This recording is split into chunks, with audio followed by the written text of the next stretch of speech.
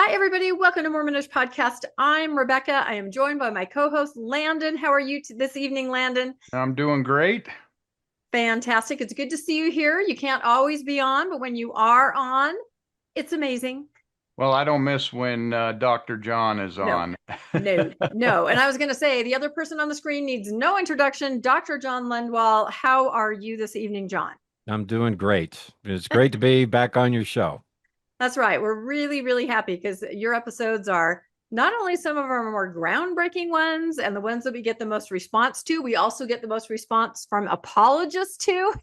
They are just, I think, crowd pleasers. So in order to sort of explain what we're doing tonight, I'm simply going to say, when Dr. John calls us and says, you know what, I have something I'd like to cover. Can I come on your podcast? We say, the podcast is yours. That's all we need to say, right? So take it away, Dr. John. Introduce what you're going to talk about. And I know you have a fantastic slide presentation too. I do. And actually, tonight is some, I think, some really interesting, new, perhaps even groundbreaking stuff. And well, here I am on Mormonish to sort of share it. To be honest, I did most of this research a couple of years ago, and I've been sitting on it, and so I've decided it's time to put it out. So I am excited to share it with your audience. I do have to warn everyone. It is a PowerPoint slide. It's like 42 slides. When I do PowerPoint, I try to have heavy images, light text. The text slows everything down, and that's what PowerPoint is for. Having said that, tonight is a very text-heavy presentation. We're going to be doing a lot of reading of text. There's no way around it, and so we're just going to walk through and do it. So I hope everyone brought their reading glasses, because I certainly will need mine. And I hope you two are ready to help read through some of these slides. Always. I'm excited. That's right. We're here for you, John. This is it. This is going to be fantastic, everybody. And I would also suggest when Dr. John is on and you're watching the episode, keep a notebook. I'm not kidding. You're going to want to take notes on some of this stuff. It, like you said, is pretty groundbreaking and pretty innovative and pretty what? Can you see my slides? We can. Yep. All right. I just thought I know that the Middle East is a total mess right now, and I pray for everyone involved. But I did want to share, everyone's going on cruises, the Exmo, the promo. I'm actually taking an academic group of graduate students, May of 2027 through Egypt. And it's priced for academic students. So it's actually a really good deal. $3,800 plus airfare to Cairo.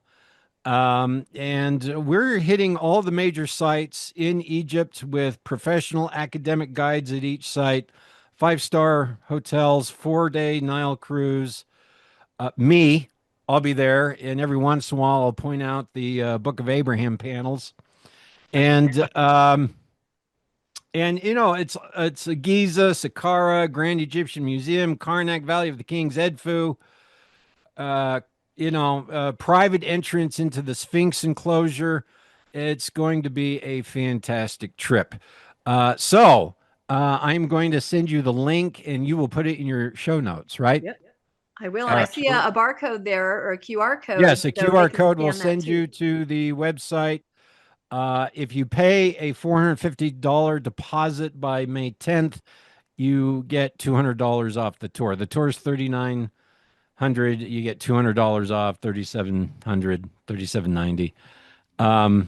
But that covers everything: internal airfare, cruises, boats, planes. Now you said it's an academic. Would Rebecca and I understand what's going on if we went to Yes. Yes. Speak for yourself. I don't have a lot of time here, but let me tell you, I don't know, about 4 or 5 years ago, I was in Egypt on a tour, and the guide was for this group, and somehow he learned I was from Utah. I didn't tell him. Someone told him, and he goes, "Oh, you're from Utah. Are you Mormon?" And I'm like, "Well, no, I'm not." "Well, let me tell you about the temple. This guy pivoted, right? He was going along, and then he stopped, and then he gave the Mormon interpretation. These guys are really good. They know what you want to hear, huh? Yeah, they tell you what you want to hear. America. But actually, the tour company we're using does do professional academic tours, and I'm bringing a group of grad students. I've only got 10, 12 open spots. So again, it's a great deal, great trip. It's going to be a very active, full trip. And well, there you go. That's all I have to say about that. Let us start this presentation. All right, here's the deal. We're going to start with some already covered ground, but that starts us on a rabbit trail. And once you start down that rabbit trail, you start finding things, and we're going to cover things that, in my view, have not been covered. I haven't seen them covered. And by the end, we're going to be down a rabbit hole at the bottom of which is a couple really interesting revelations, or at least potential revelations. So tonight's presentation is entitled, I, Nephi, Having Been Born from Invocation. I'm going to start with this slide that actually I did on your show a couple of years ago about how the Mormon apologists say there's so much writing on gold plate that it just authenticates the claims of the Book of Mormon. And I showed this. Their top three examples, Darius gold plates, Etruscan gold plates, the Pergi golden tablets, and showed that actually when you look at context, these claims not only do not verify the authenticity of the Book of Mormon, they argue against it. Do you remember this? All these examples that they give are ritual tablets. And whenever we find in a Near Eastern, Mediterranean context, a sacred writing on gold, it's a ritual performance. It's a ritual.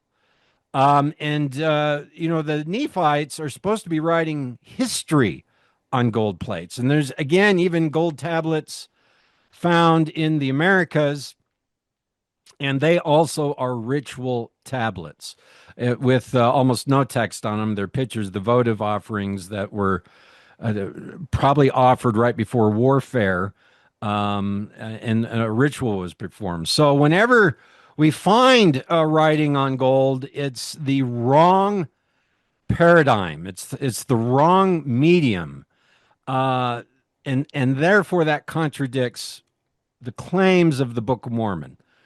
Right? Any questions? We're going to be running into this problem over and over again tonight with the claims of the Book of Mormon versus historical reality. So we're going to start with reading the opening of the Book of Mormon. First Nephi chapter 1, verses 1 through 3. And can I get Rebecca or Landon, can you read that? Verses 1 through 3 on the left. I think Landon should read it because he was a seminary teacher. So I feel that you have the weight behind this to read it in the way it is meant to be read. Sure. I'll read it because I've probably read it hundreds of times, but never got much past Second Nephi. So, okay, here we go. I, Nephi, having been born of goodly parents, therefore I was taught somewhat in all the learning of my father. And having seen many afflictions in the course of my days, nevertheless, having been highly favored of the Lord in all my days, yea, having had a great knowledge of the goodness and the mysteries of God, therefore I make a record of my proceedings in my days. Yea, I make a record in the language of my father, which consists of the learning of the Jews and the language of the Egyptians. And I know that the record which I make is true, and I make it with mine own hand, and I make it according to my knowledge. Okay. The opening salvo, when you open the first readings of the text, at least chronologically, you meet Nephi speaking, interestingly enough, in first-person dialogue, telling a first-person narrative. Now, this is quite unusual. It's unusual historically in some aspects, and we're going to talk a lot about this tonight and the implications of this. However, if you recall, the claim by faithful scholars is that This introduction is a colophon. And again, this is ground that's been covered, but we're going to go over a little bit of it. Can you read, Rebecca, these quotes? The top one is Brant Gardner, and the bottom one is John Tvednes. Okay. Yeah. The first one is Brant Gardner, as John said. And he says verses 1 through 3 are a complete literary unit and should be read together. They form a colophon, or an indication of the author of the piece. And then John A. Tvednes, did I say that correctly? Close enough? Yeah, I think so. Close enough. I'll Yes. go with yes. In his work, Colophons in the Book of Mormon, he says several of the books in the Book of Mormon begin or end with a statement by the author certifying that he is the author of his work. Often he tells what is to come in the following pages, or explains or marks the end of what have just been said. Statements like this are known in ancient documents as colophons. And as Hugh Nibley pointed out several years ago, they appear in several Egyptian documents. I have a feeling you're going to do a colonoscopy. Oh, dear. That's exactly what's going to happen tonight. When I read the Book of Mormon with orality and literacy of mind, that was about 2015, 16 was when I did it. There are some features of the text that really stuck out to me that were unusual, and they wouldn't leave me alone. They bothered me a little bit. And this opening is a part of what I consider to be a unusual fingerprint of a literary style in the Book of Mormon that turns out to be only existent in the Book of Mormon. All right, so you've heard the colophon argument before, right? That these are colophons. Well, what's a colophon? A colophon is a brief scribal or publishing note, usually at the beginning or end of a text. Mostly they're at the beginning or the end of a text, that records information about its production, such as the author or scribe, date, place, or authority of the work. So most colophons have date, author, place, patron, who the text is being written for. Sometimes there is some flowery language acknowledgement of the patron. Sometimes there's a blessing or curse. If you alter this text, you're cursed. If you keep the text and honor the patron, you're blessed. But the important thing is a colophon is a paratext. And again, a paratext is part of the text that identifies the text without being part of the text. Excuse me. So when we open First Nephi, we don't get a paratext. We get a primary text. Nephi introduces himself in first-person narrative as part of the text. This is odd. So they also claim that these are colophons, and I thought we would just read them. This is Jacob 1, 1 through 3, and Enos 1, 1 through 3. And as you read them, maybe Landon, you can read them, look for, do you have a date, a specific date, an author, a place where the text is written, who the king or patron is the text is written for, a blessing, curse, or some other magnification of the text.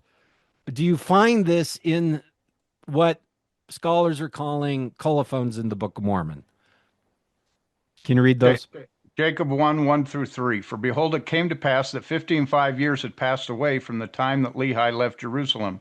Wherefore Nephi gave me, Jacob, a commandment concerning the small plates upon which these things are engraven. And he gave me, Jacob, a commandment that I should write upon these plates a few of the things which I considered to be most precious, that I should not touch, save it were lightly, concerning the history of this people, which are called the people of Nephi. For he said that the history of his people should be engraven upon his other plates, and that I should preserve these plates and hand them down unto my seed from generation to generation.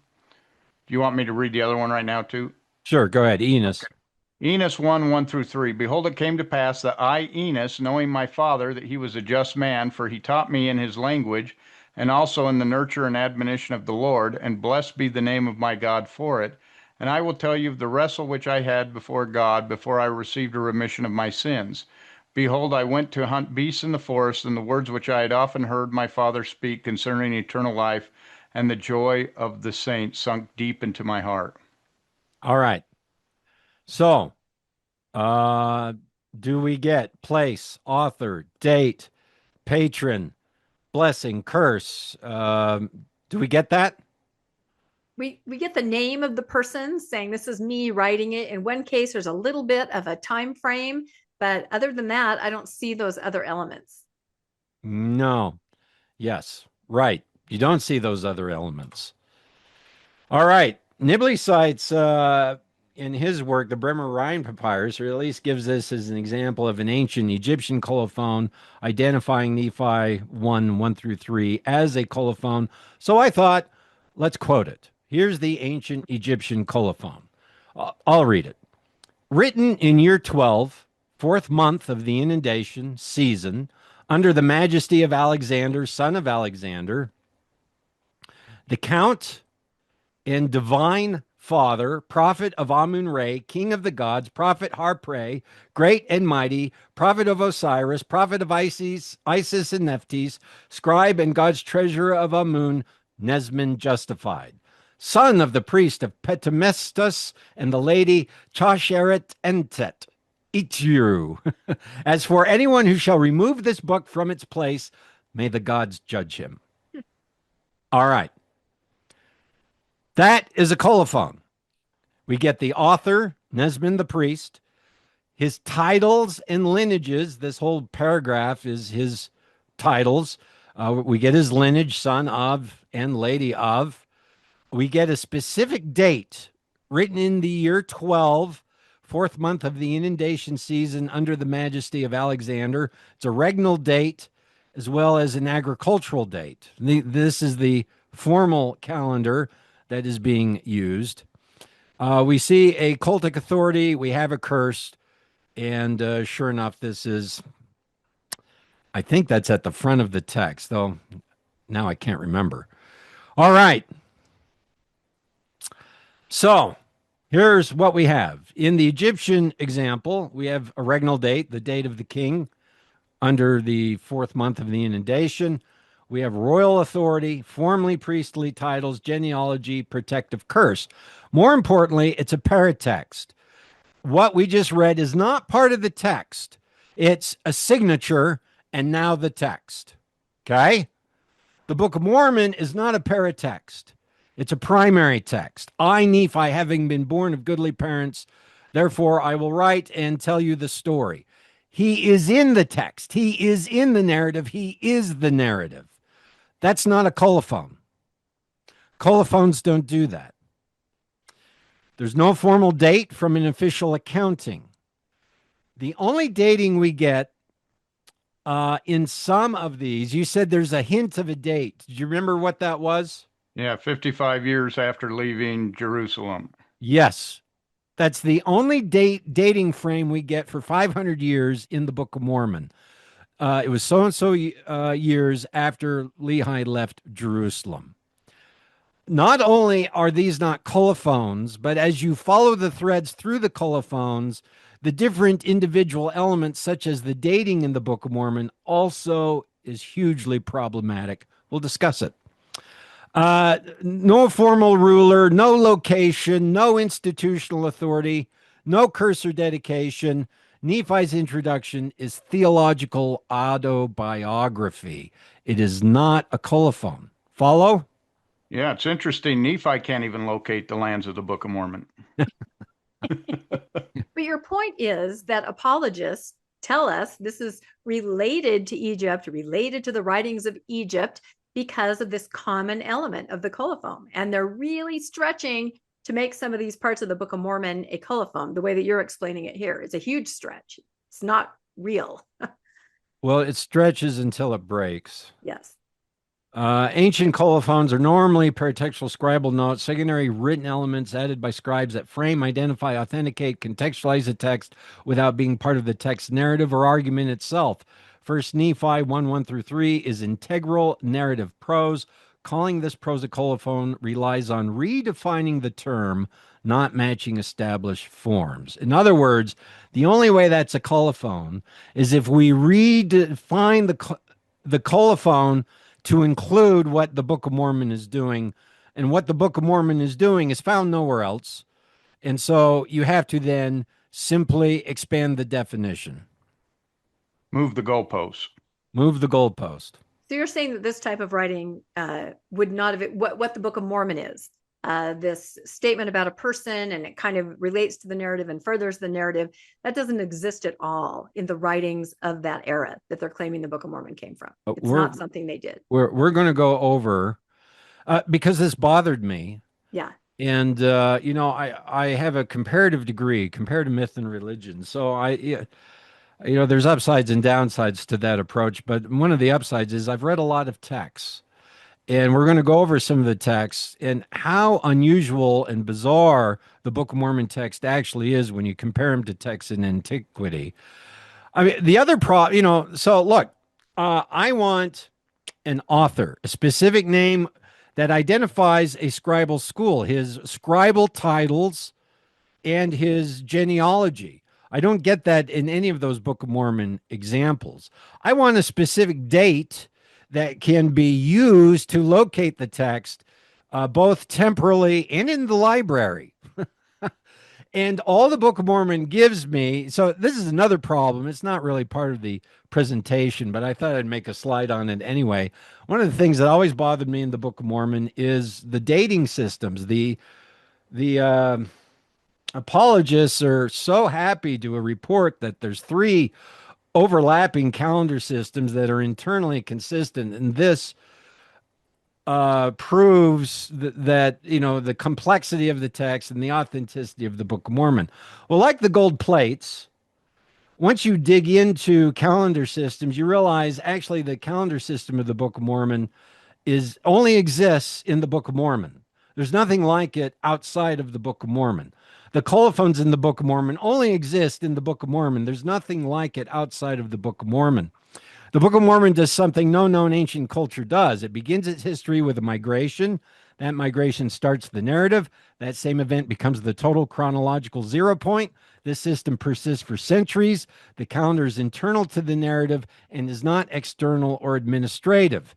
This is not how ancient timekeeping works. Ancient calendars are regnal, based off the king. 12th year, 4th month of the reign of Alexander, right? That's a regnal calendar. Agriculture, 12th year, 4th month of the inundation. That's a seasonal agricultural calendar. Astronomical, solar, lunar, stellar, or mythic, cosmological time. The Book of Mormon system is none of these. It is instead narrative anchored historical time, and that category is essentially absent in the ancient world. So there's no calendar system that only exists to drive a narrative. And if you could stop and think, what kind of calendar, how would you practice a calendar of a historical migration event through 5 centuries, because it's used until the Reformation of the Judges? During that time, people would start creating alternative narratives, alternative migrations, right? The Lamanites would object to this calendar system. The Amlicites, the apostates of Nephite civilization, there's this calendar system only exists to propel the narrative forward. There's really nothing else like it in the ancient world. So this is just, I need a date. I need a specific date to make this a colophon. And even the dating system in the Book of Mormon is problematic. Any questions? I have to say, 20 minutes in, you've already blown our mind, John. We may as well stop here. But wait, there's more.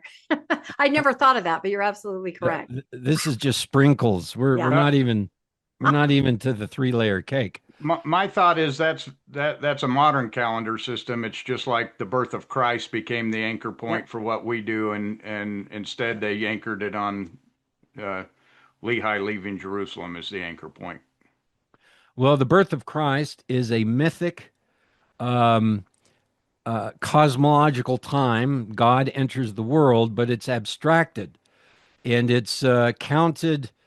Um, yeah, sure enough, AD, BC, to be used. And so when people use it, they say 100, 300th year. What's the Latin AD? Yeah. Anno Domini. Yeah. So I should get something similar to that. There's the Hijri, the Islamic calendar, starts with the migration of Muhammad.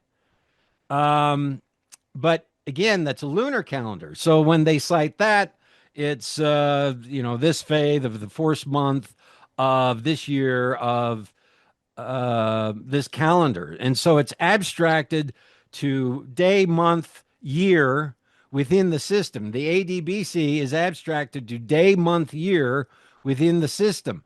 You don't get that in the Book of Mormon. It's a narrative unit that says it's been so many years since Lehi left Jerusalem when this person does this. Make sense? Yep. It's not nitpicking. This is problematic. And it goes with the colophons. It's not nitpicking. We've got a problem calling these introductory texts colophons. So I thought we would quote William Davis in his book Visions in the Seer Stone. We'll return to this text later in the presentation. Perhaps one of you can read that. I can read it. This is a great book, by the way. If you guys have not taken a look at this, Visions in a Seer Stone by William Davis.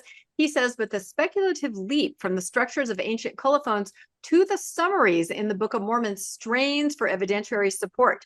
The transformation requires a scenario in which ancient Nephite authors adapted and modified colophons and perhaps superscripts to create the prefatory outlines that appear in the Book of Mormon. In other words, a scenario in which they created an entirely new and innovative textual apparatus that no longer constituted or functioned as a traditional colophon, but emerged as an entirely different paratextual feature for ancient texts. Such a theory does not provide any evidence to explain this abrupt and historically idiosyncratic transformation.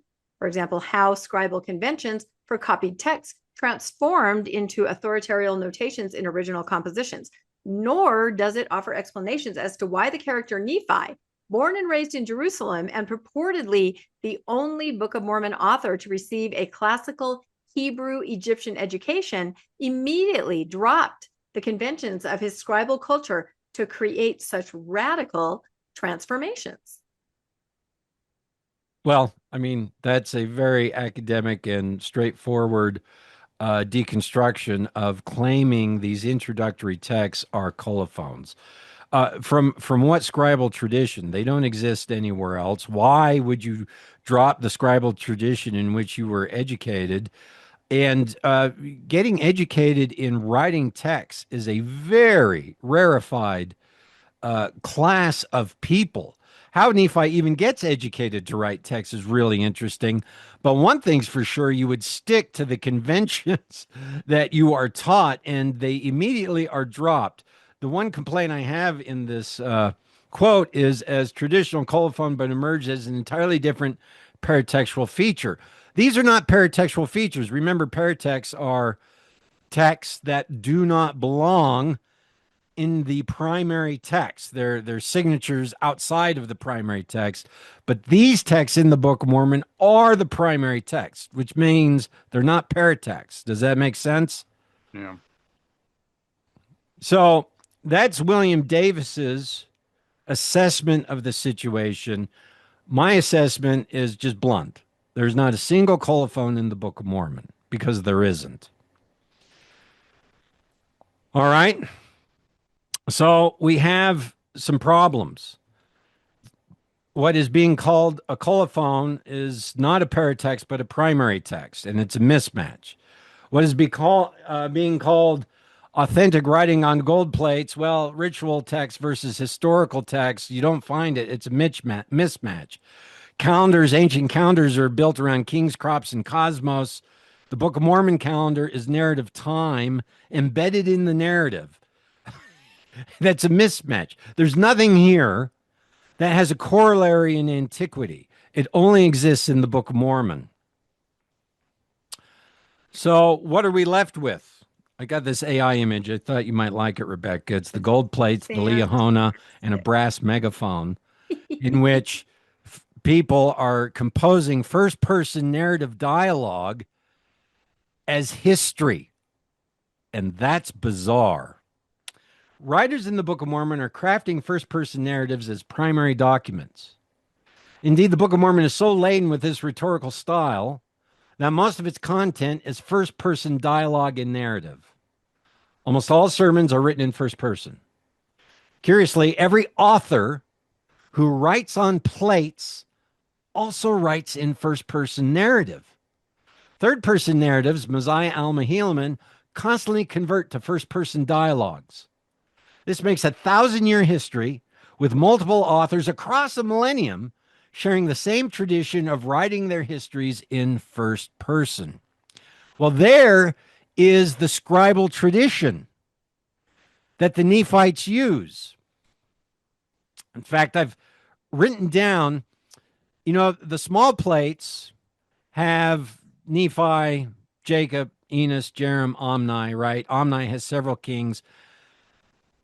Everybody in the small plates introduces themselves in the language that we read, I so-and-so, or similar to, and they identify themselves as writing on the actual plates. If they're touching the plates and writing on the plates, they are speaking in not only in first-person dialogue, but in first-person narrative.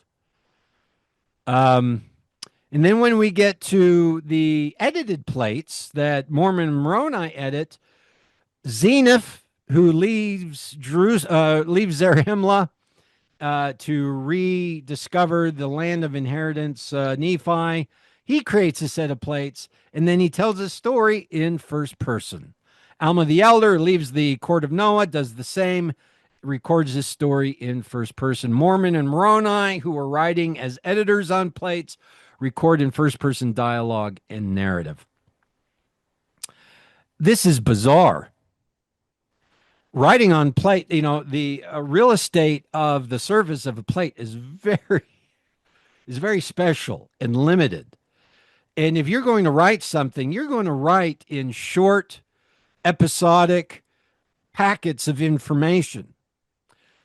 This is what we get in Mesoamerica, by the way. When we look at Mayan writing, history is told on the royal stelas. And what do we get? They're kind of like colophons. We get a date, we get a place, we get the name of the king, an event that's being commemorated, and that's it. Right? And so you get that on this stela, that on this stela, that on this stela. One king might have 3, 5, 7, 9 stelas, and that's it. The Book of Mormon is this open, flowing, first-person narrative that leads to open, flowing, first-person sermons. And all of it is orally performative text. And this is really bizarre. It's as if the people writing on the plates are actually performing the text instead of writing the text. Questions? You're saying it's kind of like a 13-year-old teenage girl's diary where they're just going on and they're narrating and they're talking and they're taking up so much space. And that's not how it worked. I had a diary like that. I know exactly what we're talking about. Rebecca, right? I never wrote like that. I did. I never wrote a diary. I was supposed to keep a journal. One of the many things that I was guilt tripped on as growing up as a Mormon. I don't know when I was supposed to have time to keep a journal, but in any case, what we have is anomalous historiography. The Book of Mormon is not a single continuous narrative. It is a layered composite consisting of first-person records, Nephi, Jacob, Enos, Mormon, Moroni, third-person abridgments, Mosiah through Helaman, extended embedded first-person discourse, including sermons, prophetic speeches, letters, prayers, autobiographical digressions. Crucially, sermons dominate the text, and sermons in the Book of Mormon are almost always first person. I say unto you, I would that you should.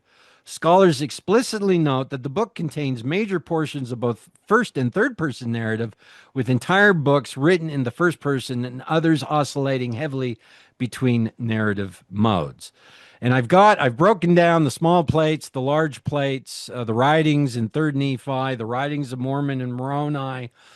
And I used AI to estimate, but I also kind of overviewed the text to verify. And this is accurate. First person dialogue and narrative in the small plates consist of about 80-90% of the text. Mosiah Helaman, that's third person narrative, constantly converting to first person speech, first person sermon, with portions of first person narrative in Zenith and Alma, etc. 40 to 50% first person, third Nephi 70-80, Mormon Moroni 80 to 90. The entire book estimate 60 to 70% first person dialogue and narrative. Why does this matter? We just identified we're not dealing with colophonic structures. This is something else. This is primary narrative text. Well, it creates two problems. Problem number one, what ancient texts, especially histories, are written in this way? Who writes histories as first-person narrative? Specifically, within the Book of Mormon geography and timelines, where does this scribal practice exist? Now, I know the apologists always go to the Old World, biblical texts, Near Eastern texts to try the Book of Mormon, to try to prove the authenticity and historicity of the Book of Mormon. This drives me a little batty because everything we should be citing to verify the Book of Mormon should be in the New World. So where in the New World do we get histories written in first-person narratives? That's what I want to know. Where in the New World do we get large sermonic elements as part of histories written in first-person dialogue? That's what I want to know. But being that we are going to do a colophonoscopy, we are going to look at the Old World and the New World texts, histories and other kinds of texts. If we can't find this, this presents a second problem. If the Book of Mormon is written by Joseph Smith, if this is actually not happening in antiquity, but Joseph Smith is creating it, what comparative traditions would create this rhetorical and oratory style? In other words, where's Joseph Smith getting this? Are there contemporary histories in Joseph Smith's day written in first-person dialogue and narrative? Okay? Two separate problems. Well, let's go look. Let's start our colon. Landon invented a new word. He did, and I'm going to use it because it's kind of fun. It's fantastic. Don't worry, the church will have that as their word, and we won't be able to use it anymore. They'll trademark it. Colophonoscopy. They'll trademark it. Yep. Well, look, I started with ancient histories, and we don't find any in the Americas. We find royal stelas, which I just talked about. They don't record history in first-person narrative. There is first-person dialogue sometimes, but they're episodic, and they do not qualify as any kind of historiography that we find in the Book of Mormon. I have to look at histories in the Old World. In fact, Herodotus is called the father of history, the late 5th century BCE. He goes around to different towns and asks people about the traditions and history of their people and time, writes it down in a book called The Histories, and this is where we really get our first history book. It's a different kind of historiography. It's not modern historiography. He's primarily asking people about their opinion and then recording it, and then he gives editorial asides. So on the left, I have texts that I looked up, and I chose these texts because I have read out of them. in my lifetime. Most of these texts I read either in grad school or undergrad school, which is 15 to 30 years ago. So, admittedly, some of these I haven't read in a few years, uh, but I'm familiar with them. And what I did is I took them to AI and I asked two different AI models, ChatGPT, Microsoft Copilot, a series of questions to identify first person speech and narrative in each of these texts, giving them parameters. I should say that when I first started, AI is not perfect. I believe the numbers they're giving me are accurate, but not precise. So they're going to be within a couple percentage points. I believe they're accurate within a couple percentage points. I did have to correct them. Microsoft Copilot told me that Josephus wrote The Jewish War 15 to 20% first person speech because Josephus actually is a participant. He's there and he's recording what he sees. And so he would be writing in first person dialogue. The problem is I've read The Jewish War and I don't remember anything like 15 to 20% first person dialogue in it. So when AI told me it was 15 to 20%, I went and reread it. And then I went back and said, Dear AI, you are totally full of bullshit. There is not 15 to 20%. I just reread it. Look for first person verb constructions, first person pronouns, relook at the text, and give me a new estimate. And it came back and said, You are correct. We, so they said we looked at intended first person dialogue because Josephus is in the text and writing about the world that he's seeing. AI assessed that certain sections were being written by Josephus, but they weren't being written in first person. And so it corrected it and put it back to a 3 to 5% first person dialogue. So I know that's a lot. I'm just going over my methodology, but as you see, Herodotus the history is the highest because Herodotus constantly interjects, kind of like Mormon Moroni, but he says, I was at this place, I talked to this priest, at this person, and he told me this. And then he writes the history in third person. It's not first person dialogue, not first person narrative, but it is a first person editorial. Okay. And he repeatedly does that through the text. So that's 5 to 10% first person speech, not autobiography. What we get in the Book of Mormon is first person autobiography. Okay. Thucydides, same thing. He introduces himself at the beginning of the history of the Peloponnesian War and pretty much tells the entire war in third person. When you tell a history, when you write a history, you are describing people in other places and times and other events. And the brain automatically converts to third person narrative, the third person omniscient. And so all these histories are written that way. Xenophon actually writes in one of his texts about himself, but in third person. It's kind of like Trump. I, Xenophon, went to... No, he doesn't say I, Xenophon. He says, so-and-so in Xenophon went into the city. He's writing in third person, but he references himself in the third person, right? So actually first person's about 2%, but there's indirect third person references. Still not anything we see in the Book of Mormon. Diodorus, 1%, Plutarch, 3 to 5%, Livy, 1%, Josephus, 3 to 5%, Tacitus, 1%. I like Diodorus, Bibliotheca Historica. Yes, the history books. The history, Rebecca's history, yes. It is Rebecca's history. It's her diary. Her diary, yeah. I'm going to write my history in third person because I can. I do notice scandalous. If you read that text, it's very scandalous. I'm shocked. Comes with pictures. All right. Looking at this list, it looks like everyone except Josephus is either Greek or Roman. Roman. Yes. We don't see Egyptian or Hebrews writing this. At least Josephus is clear up to 100, 700 years after Lehi. Since we're starting from a point 700 years after Lehi left Jerusalem, Yes. before you see this kind of writing in Hebrew. Yes. Well, we're going to talk about the Hebrew Bible.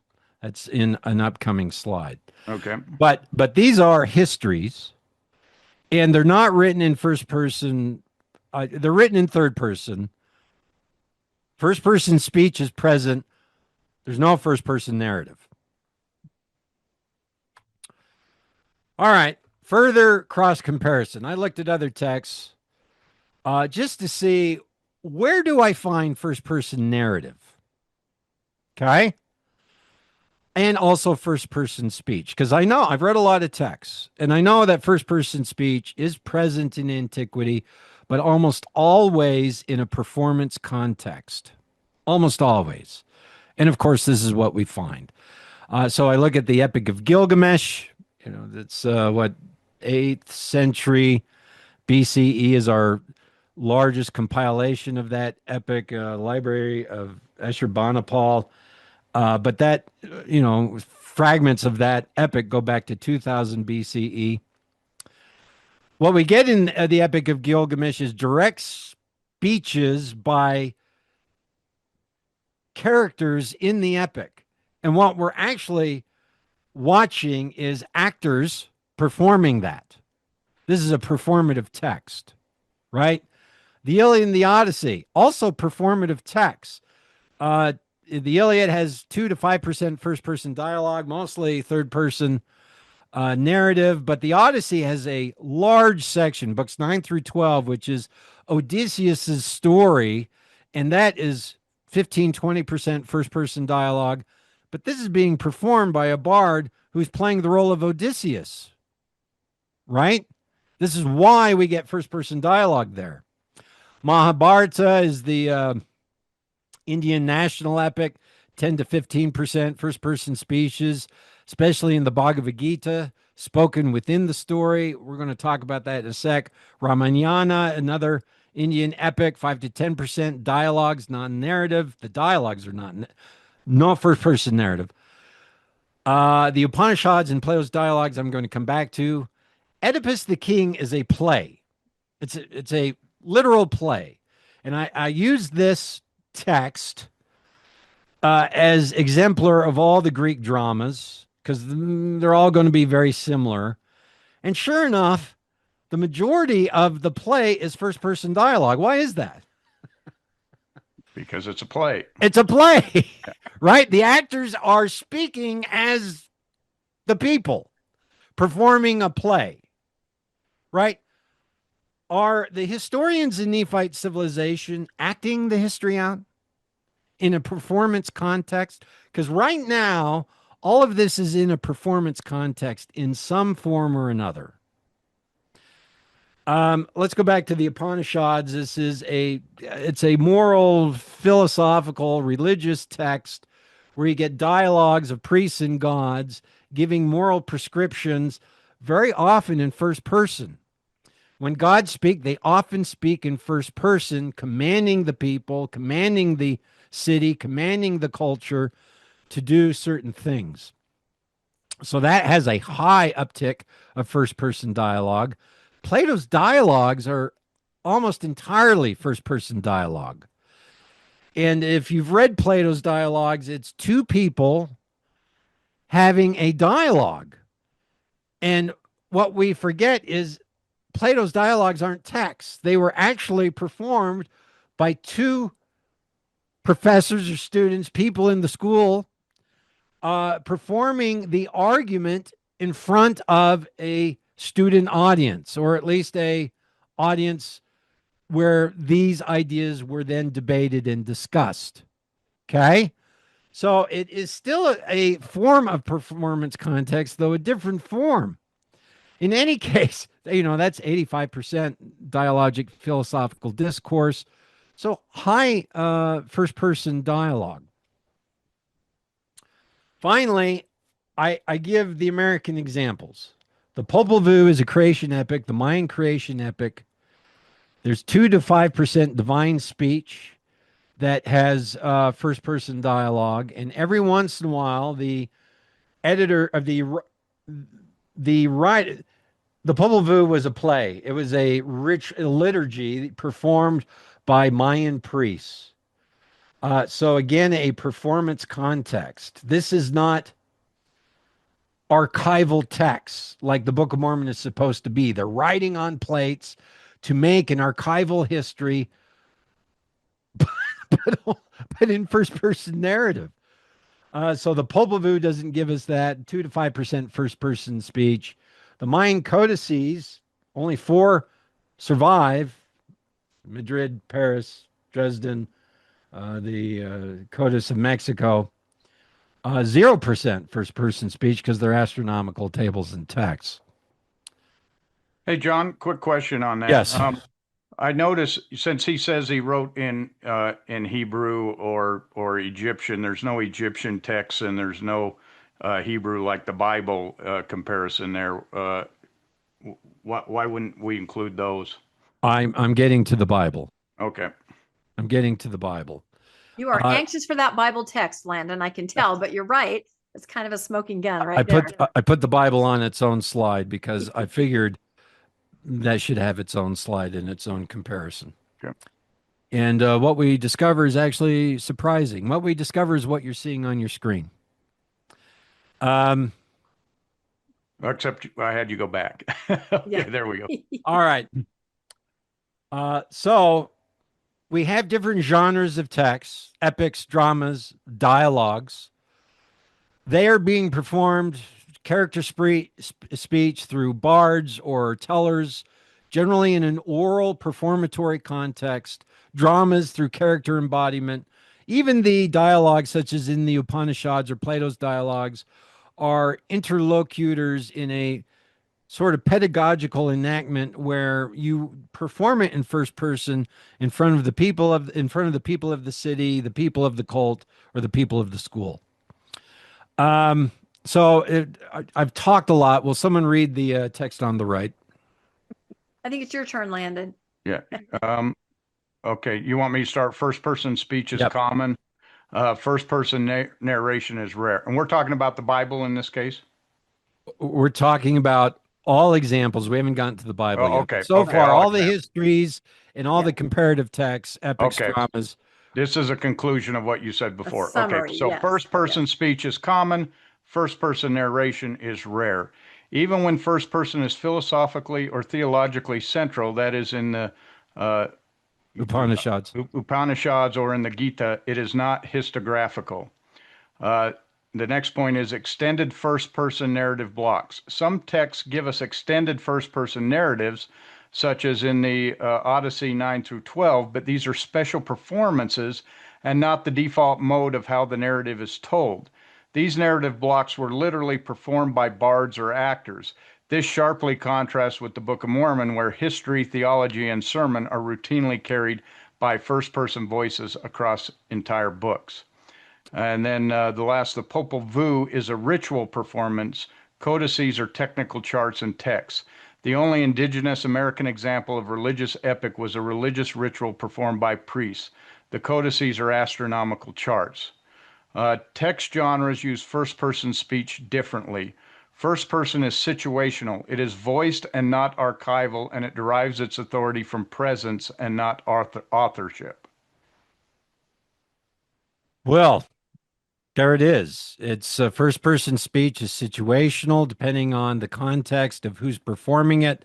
It's voiced, it's performed, it's not archival, it's not history, it's not being recorded as an archival text, and it derives its authority from performance, actually saying it, and not narrative authority such as we get in the Book of Mormon.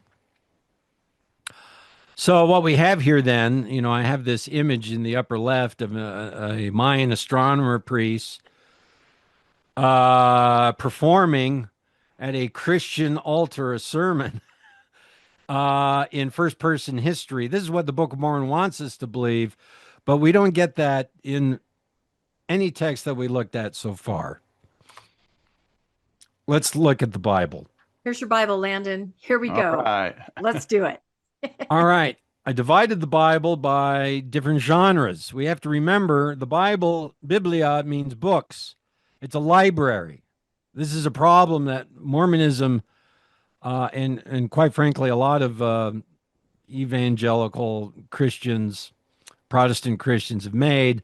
They condensed all the genres in the Bible into history, when in fact, there's only a few books in the Bible that are actually written as histories: Joshua, Judges, Kings, Chronicles. The Torah is not, it's a different kind of history. It's oral. Genesis descends from oral tradition. And what's the oral tradition? It's performative, right? Those stories were performed generally in liturgies. So let's talk about it. The Torah, we have two books. First off, whenever God's, as far as I know, whenever God speaks in the Hebrew Bible, he speaks in first person. This belongs to the convention of antiquity. When the gods speak, they speak in first person. Okay? So when God speaks in Genesis, he speaks in first person. God often interjects through oracles, through prophecies, or talking to certain prophets. So first person dialogue shows up then through the Bible when this happens. We have two large blocks of text, Leviticus and Deuteronomy, that have a lot of first person speech in it. About 20 to 30% it's omniscient narrator, extensive quoted divine speech, but there's no autobiographical historical voice. We're actually, the next slide, we're going to read out of Leviticus and Deuteronomy so you can see what kind of first-person speech is in those books. While we have first-person speech, do we have first-person narrative? And we only get in the Torah 1 to 2% first-person narrative. This is someone saying, I did this, and then the rest of it converts to third person. Dominant literary mode is third-person historiography with embedded divine legal speech. This is interesting because you would expect, since this is a book of Moses and supposedly Moses wrote it, although we know that's not the case, but traditionally Moses wrote this, you should have a large percentage of first-person narrative if Moses is in fact writing it. Deuteronomy has a ton of first-person speech, and it's Moses speaking to the people of Israel in first person. However, it's third-person narrative with first-person speech. Okay? So as you look at the first-person narrative, remember the first-person narrative in the Book of Mormon is at least 60%. And we're in single digits. Okay? And there's a reason why Moses speaks first person in Deuteronomy. We'll talk about it in the next slide. Histories, Joshua through Kings, 5 to 10% first person speech. It's classical omniscient history, third person. First person narrative, less than 1%. Wisdom literature. Wisdom literature is poetic, liturgical, and philosophical. And if you remember, philosophical texts often are in first person. Liturgical texts are often in first-person speech. Why? Because they're being performed. Remember, if you're in a performance context, you're actually speaking out the words of the text. Very often, you speak in first person, right?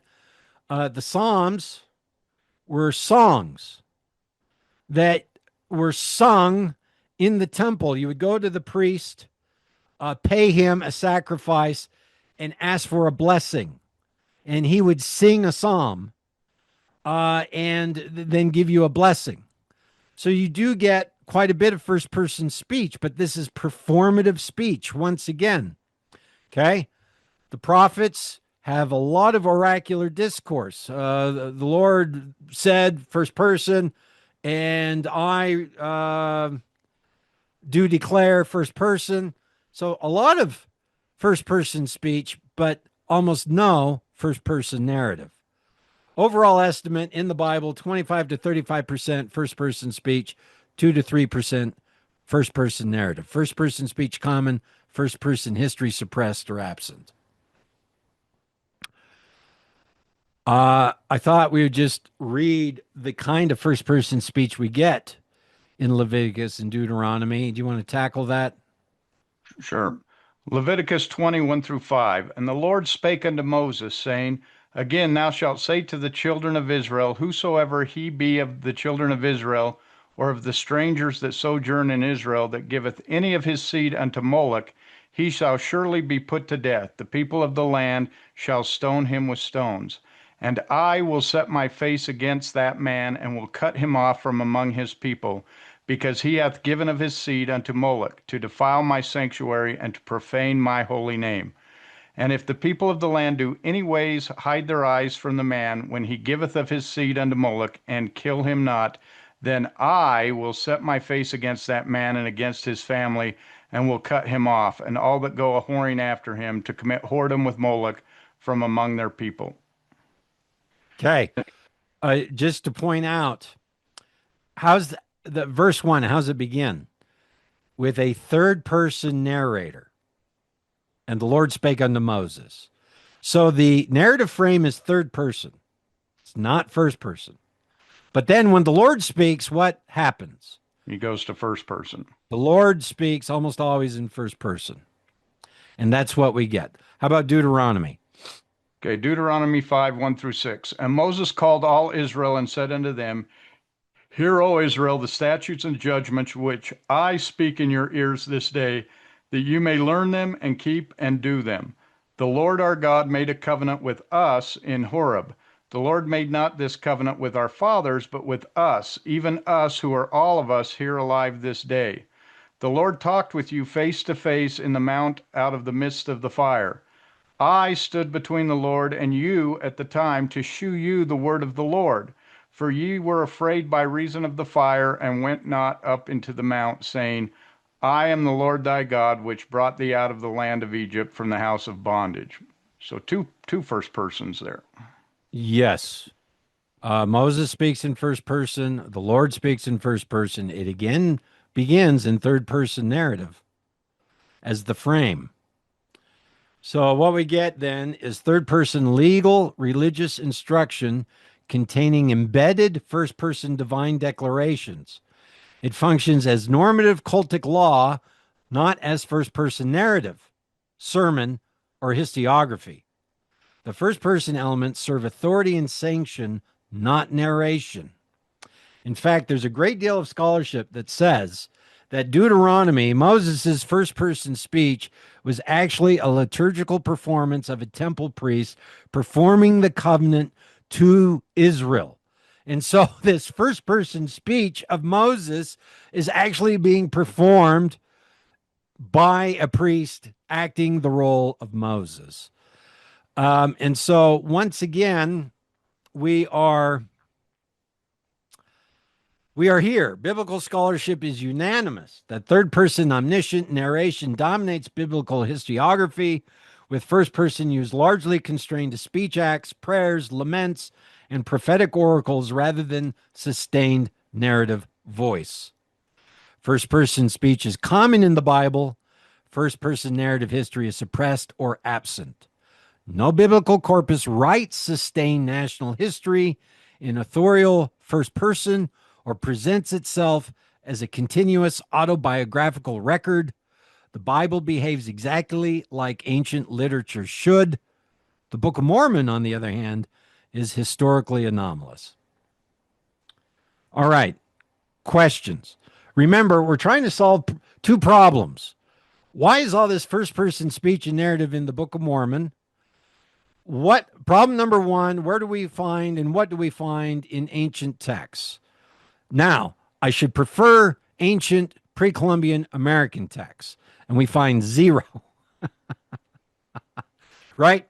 So then I have to go to old world histories, old world epics, old world dramas, and the Bible, and we still are not finding what we should find, or at least nothing matching the Book of Mormon. And I've created a heat map here. First person speech, epics 10%, Hebrew Bible 30%, philosophy 40%, Greek drama 70%, Book of Mormon 65%.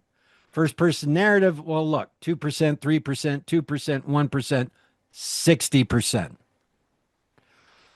This is so damning. Can I just say that? This is so damning. I'm going to take a picture of this slide. I'm sorry. Yeah, it's funny because this is kind of the fallback that the church has gone to, is the text. That there's no DNA, there's no geography, there's no linguistics, there's everything falls apart. So they've had to go to the text itself, and the text is what's supposed to save it. But we can see right here that this text shows it out of it's not ancient in source. No, it's an anomaly out of space and time. It does not exist anywhere with any kind of precursor. This is insane, John. I can't believe it exists only in the Book of Mormon. Yes. And so I look, I'm trying to authenticate it or falsify it. Where can I find this kind of narrative in the ancient world? And again, say, maybe the apologists are going to find some obscure text, maybe, but again, I need to see this in the Americas. Everybody's always arguing old world texts, and I always shake my head. 1,000-year history of a literate society descending from Jerusalem, whose calendar system descends from Jerusalem.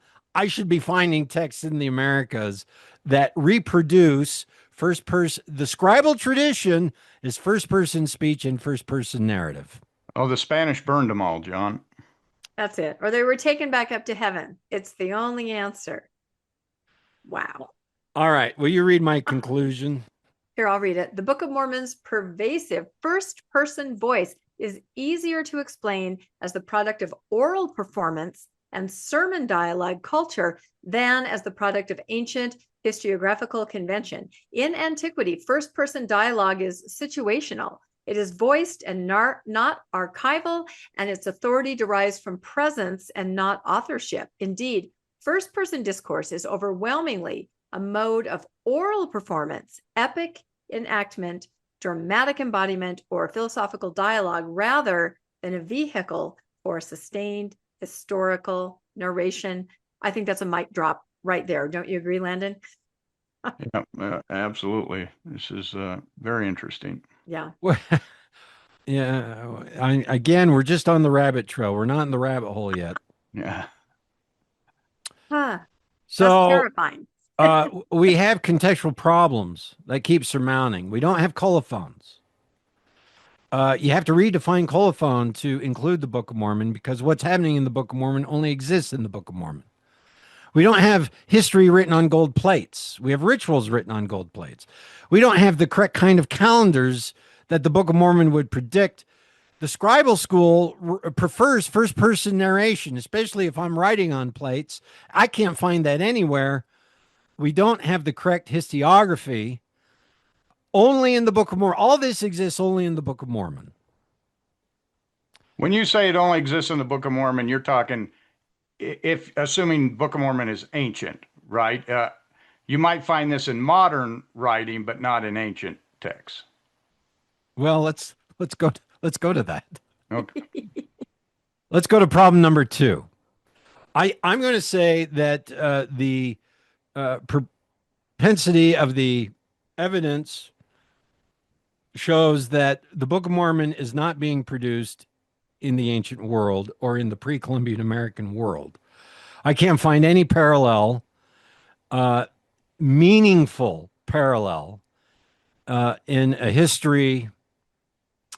historical text that could confirm the Book of Mormon. So then I say, well, let's go with a different thesis. Let's say Joseph Smith invented the Book of Mormon. Where does Joseph Smith get this convention?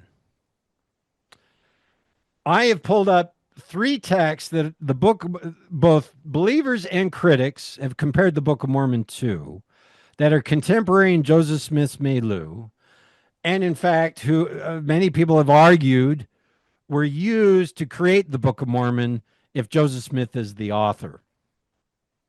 The Late War, Gilbert Hung, 1816. Guess what?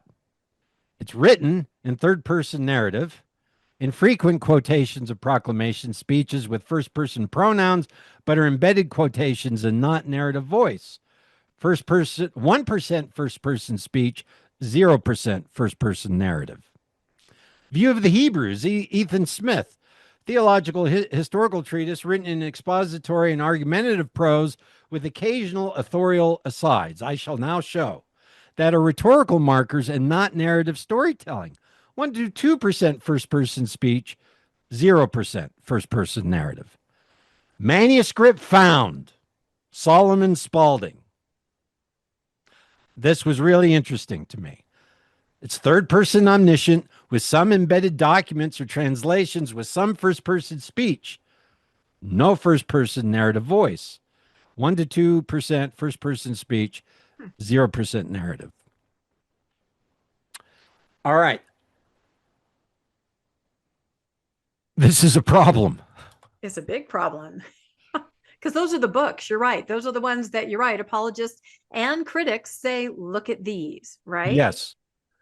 So if Joseph Smith is getting his rhetorical style as author of the Book of Mormon, is he getting it from a proto-text, a text that he's supposed to have copied it from? Right? Where the Rigdon Spaulding theory says that there's this lost manuscript that Joseph Smith has copied. He's copying a text, and it's the Book of Mormon. The problem is that Solomon Spaulding would not have written a history in first person.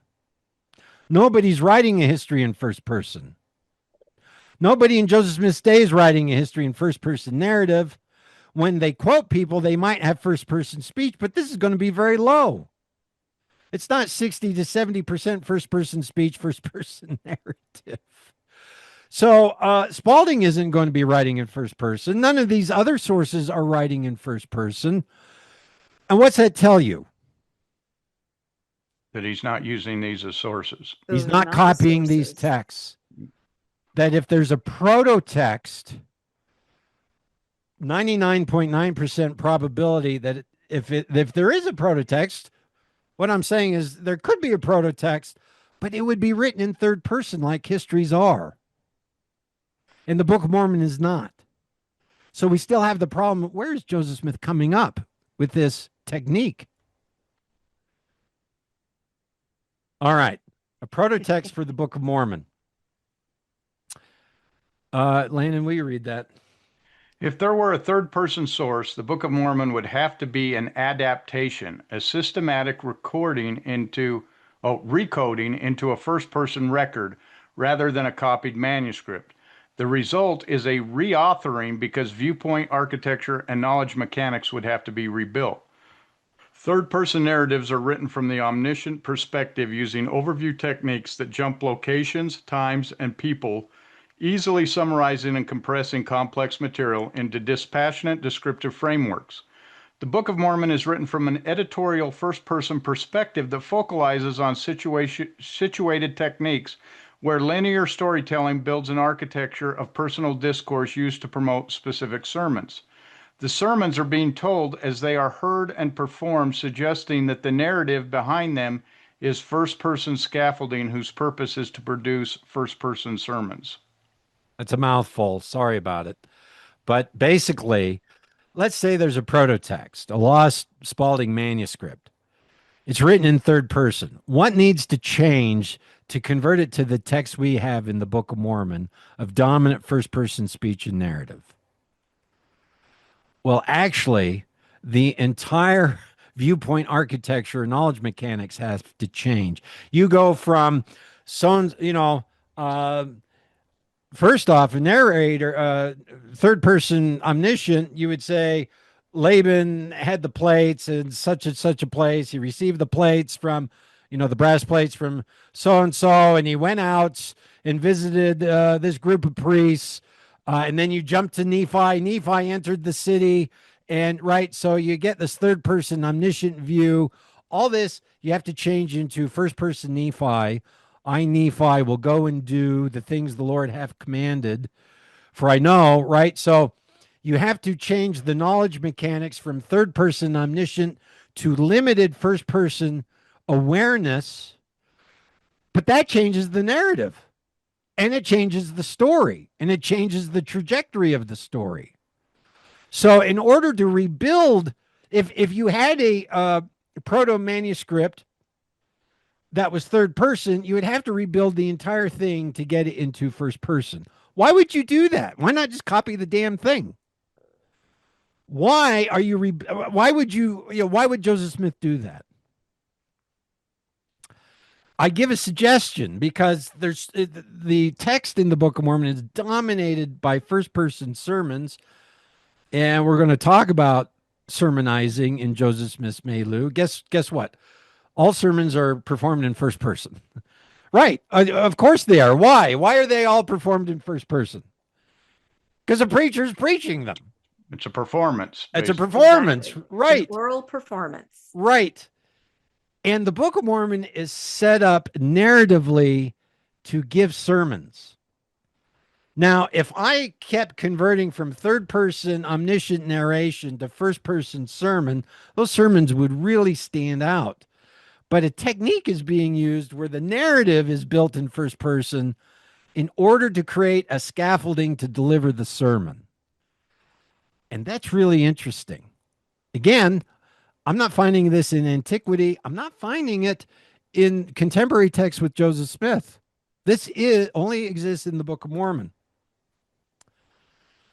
All right. I'm giving William Davis his own slide because I think actually Visions in a Seer Stone is, my personal opinion, it's the best book I've read on Book of Mormon production as far as making a theory for it. And so he writes Visions in a Seer Stone. And basically, he argues this in the book. And I do recommend your audience. Do you think we still have an audience? I know we have an audience. We're an hour in, and they're like, why the hell? That's one of the ones we're sticking with you, John. We have an audience with a notebook. I'm telling you, this is what they do when you're on, John, because you have to build this up and explain it. But when people understand what you're saying, it is mind-blowing. Well, thank you, Everyone Rebecca, but I've already lost interest, and I'm giving the damn thing. the lazy learners have left the room, but the rest That's right. are Lax still with disciples. us. Right. No, please continue. You taffy puller. Here's sort of a summary. Hopefully I don't do William Davis misjustice.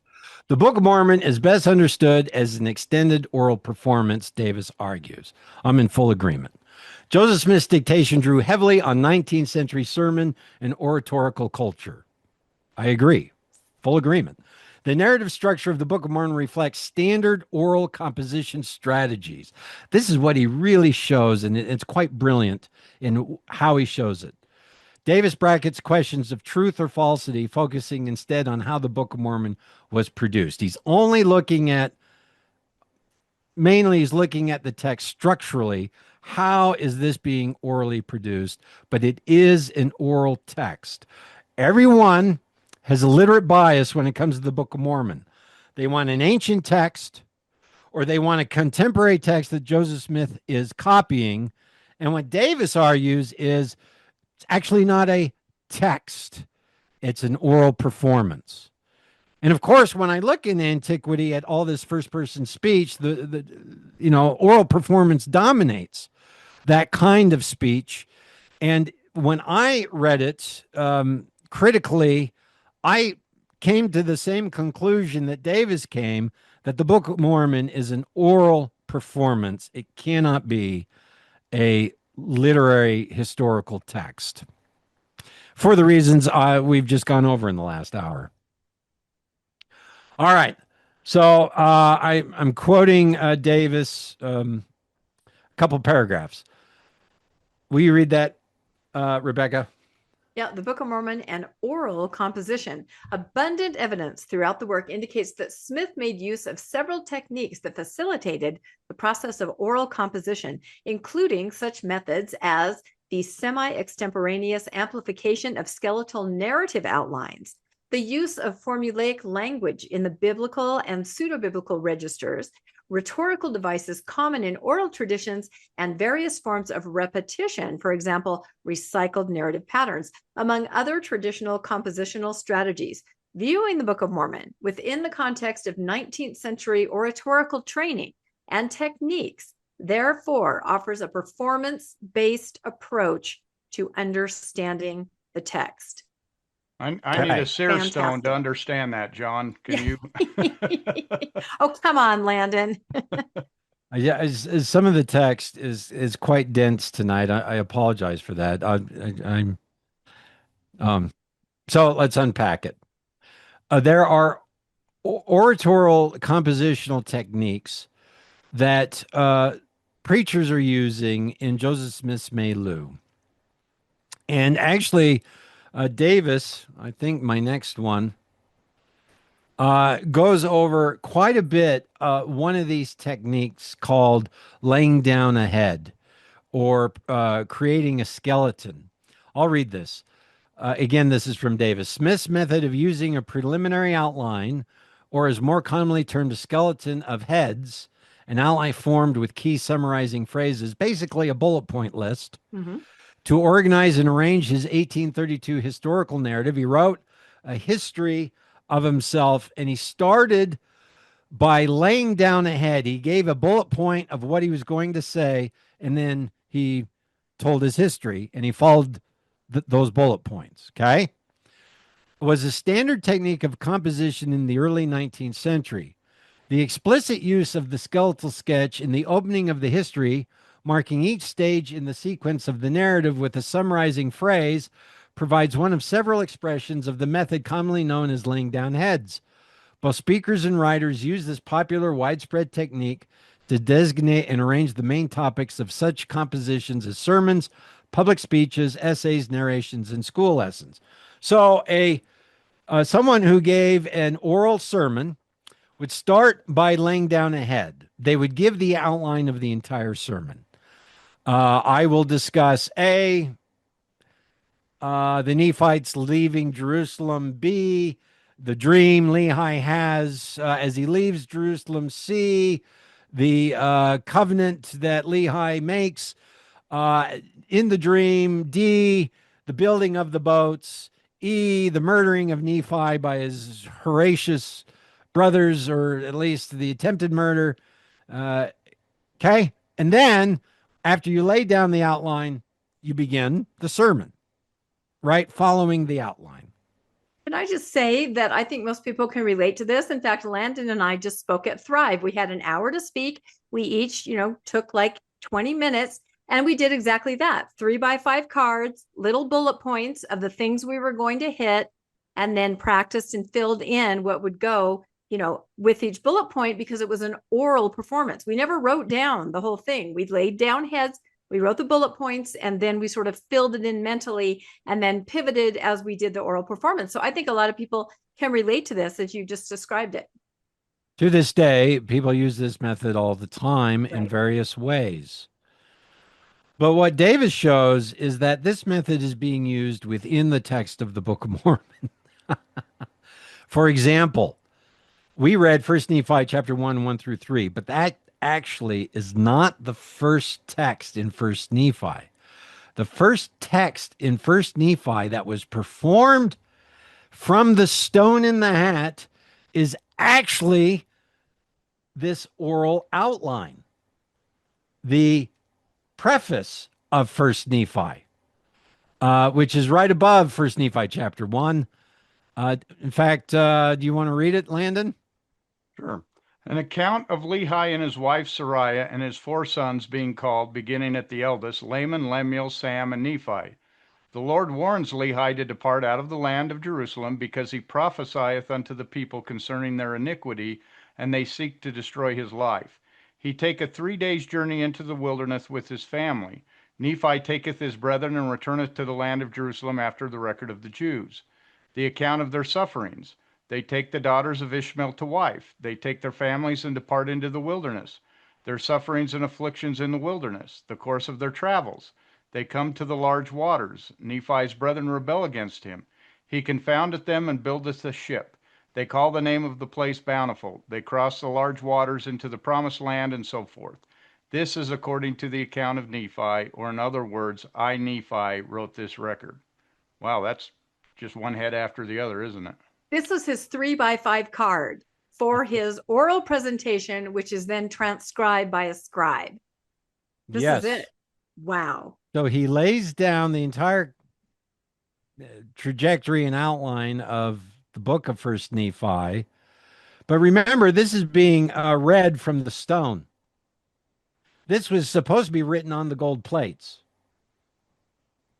So there's a problem, perhaps, if Joseph Smith, is creating this text.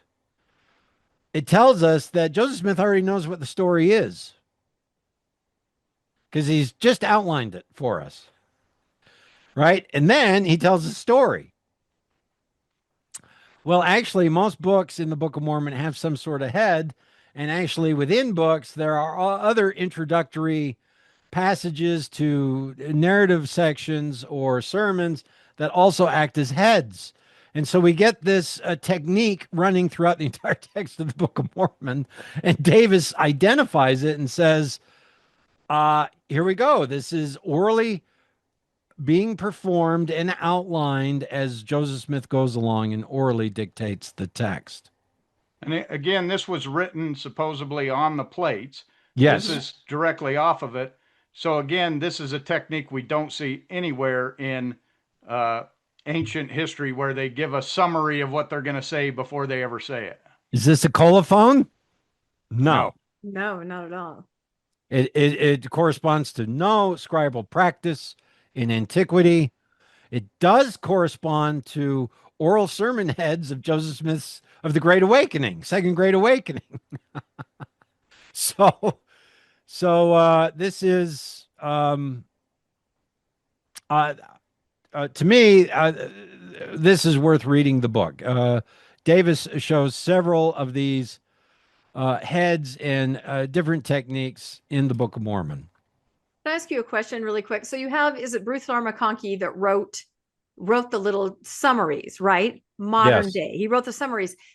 I wonder how many people confuse or think that what we just read there is something that was written in another day. I wonder if everybody realizes, as Landon was stressing, that this actually supposedly came off the plates. Because I think I might have confused that in my mind at a time, just thinking this is all just kind of summary. And now we'll start with what's on the plate. It's a smokescreen kind of, because that is extremely revealing that was supposedly on the plates, appeared on the stone.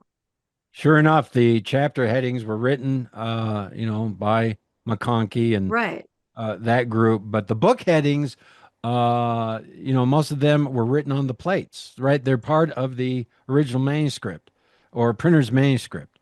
So Joseph Smith is reading them out of the hat.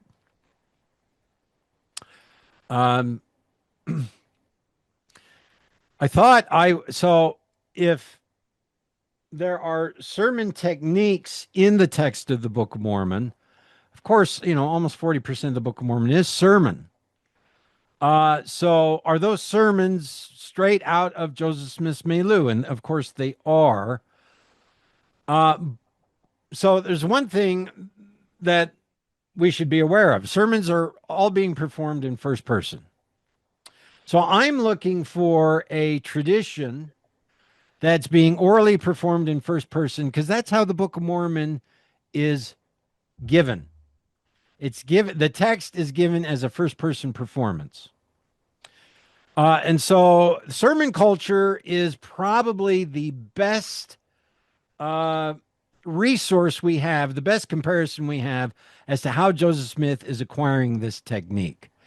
And the other problem is people go and they look at sermons and they're trying again to find Joseph Smith copying. I want to see a sermon that's identical in Alma 32 and someone giving it, somewhere else in Joseph Smith's milieu. I don't think you're ever going to find that. Joseph Smith is not copying texts. He's copying techniques. He's copying contents, but he's not copying texts. And so what we get in sermon culture then, I've chosen 4 or 3 very well-known preachers in the day going around giving sermons. And, I'm just comparing structurally. What we have is first person primacy speech, command speech, moral prescription. these are how sermons are performed, and this is what we get in the sermons in the Book of Mormon. So this life is the time for men to prepare to meet God. This is given in first person. Alma is saying, you must now prepare to meet God. Charles Finney declares, you are bound to repent now. God requires it now. It's first person command speech, right? And this is why the sermons, by the way, were so popular, because this is a different world. We belong to the world of TikTok and YouTube and Star Wars and, all these films. And we forget that that world didn't exist. These long flowing first person speeches had people at the edge of their seats. It was emotional. It was overpowering. We're like, what the? I'm out. But that was the world. And Joseph Smith is going around and he's seeing this. He's seeing these sermons all around. Again, sometimes they're portrayed as just folksy sermons, but these preachers are highly trained, highly educated. They're giving the intellectual tender of the age, performing first-person narratives that are charismatic, influential, and then people are having conversion experiences, spiritual experiences, revelatory experiences. They're leaving. That's all they talk about for days or weeks. Joseph Smith seeing this, and I would suggest is saying, I bet I could make money on this by turning this into a treasure text, right? So here we have, and now my son, I desire that you should let these things trouble you no more. In Alma 42, Beecher declares, I stand here to warn you. I know the end of this course. These are little snippets, but I'm trying to show you stylistically, the sermons in the Book of Mormon, the sermons that are being given are the same. And now I say unto you, if you do not repent, the Lord will not redeem you. Alma 5, life and death are now before you, and God is witness to your choice. I tell you, whatever course you take, God is a consuming fire. That's very inspirational. I'll never forget one of our first podcasts together where you said you have to understand sermon culture. It was like the Beyonce of its day, right? The hottest ticket rock concert, exactly what you described, that everybody repeated. It was mentioned in the paper. They talked about it. It was the entertainment. So, and when you said that, that really kind of opened my eyes to understand what the sermon culture really was and why it was so important and why everybody would know and recognize, this kind of verbiage. Right. Well, imagine oratory and rhetorical style in the Book of Mormon. First-person sermons were the dominant religious speech form of the Second Great Awakening. This is how the Second Great Awakening was articulated. Preachers did not narrate doctrine. They embodied it. Authority flowed through performance exhortation. I command you. I know the end of this course. God, you must repent now. And personal first-person address. I say unto you. This kind of rhetoric was regionally pervasive and structural, not theological. Everyone was using it. It was not used to articulate doctrines, but it was an oral performance structure, right? Sermons presented present tense moral crises. God is a consuming fire. This is the time for men to prepare to meet God. Binary framing. If you do not repent, the Lord will not redeem you. Life and death are now before you. Right, I'm quoting Book of Mormon in sermons, and delivered as if the listener were present and immediate. The Book of Mormon sermons align structurally with this revivalist tradition, employing the same rhetoric of immediacy, personal authority, and moral confrontation. This kind of sermonizing is absent in indigenous cultures or old world cults, suggesting that the Book of Mormon text is created from contemporary revivalist rhetoric rather than ancient historiographical convention, right? We don't find this anywhere in indigenous cultures or in antiquity. This is the sermon culture of Joseph Smith's day. All right. So let's just kind of summarize. First person speech in sermons and exhortations is common in revival culture, common in oral performance, rare in ancient historiography. First person narrative history is rare in antiquity, structurally anomalous in the Book of Mormon. We only find it in the Book of Mormon largely. Persistent across centuries of narrative time in the Book of Mormon. Why does the Book of Mormon maintain sustained first-person narrative when first-person speech alone would suffice for preaching? So this is a question I had. Why create first-person narrative? Because no one's doing that. When you could have created a third-person narrative with first-person command speech. This is what the Bible does, right? So why isn't the Book of Mormon doing it? Well, here is, I got your pictures over my text, so I have to keep moving. Keep moving. All right. First person narrative as performative device. First person narrative is not historical. It functions as structural scaffolding for sermons. I want the purpose of this is to give the sermon that everyone is raving about, the Beyonce concert, that everyone's talking about, that people are swooning over, that people are having spiritual experiences, and that people are paying for. I want to give that sermon. So I'm going to reproduce that sermon. I'm going to reproduce that sermon's first person command speech. I want to keep that speech in my text. So to set it up, I'm going to create a first person narrative who will give that sermon. Right? What the narrative does establishes a continuous speaking authority. I, Nephi, I, Jacob, I, Mormon, conditions the audience to accept first person exhortation, preserves the immediacy of oral preaching in textual form. Right? Why this fits oral dictation. Reduces cognitive load during extemporaneous performance. I don't have to convert from third person narrative to first person narrative. I'm just going to do it all in first person. Eliminates omniscient narration constraints. Allows sermons to appear as inhabited speech, not quoted material. Alma gives the first person narrative and then gives a first person sermon, right? And that trajectory maintains the immediacy and power of the sermon. The narrative voice prepares the audience to hear sermons and allows those sermons to exist as lived present tense discourse. What I'm saying here is that Joseph Smith constructs first person narrative as a way to deliver first person sermon. The goal is this is what everyone's talking about. This is what everyone's paying for. This is what will sell. I'm going to construct the narrative as scaffolding to deliver the sermon. Does that make sense? Mm-hmm. That would require sole authorship, right? You're not going to have a group of people writing in first person. It's going to have to be one person.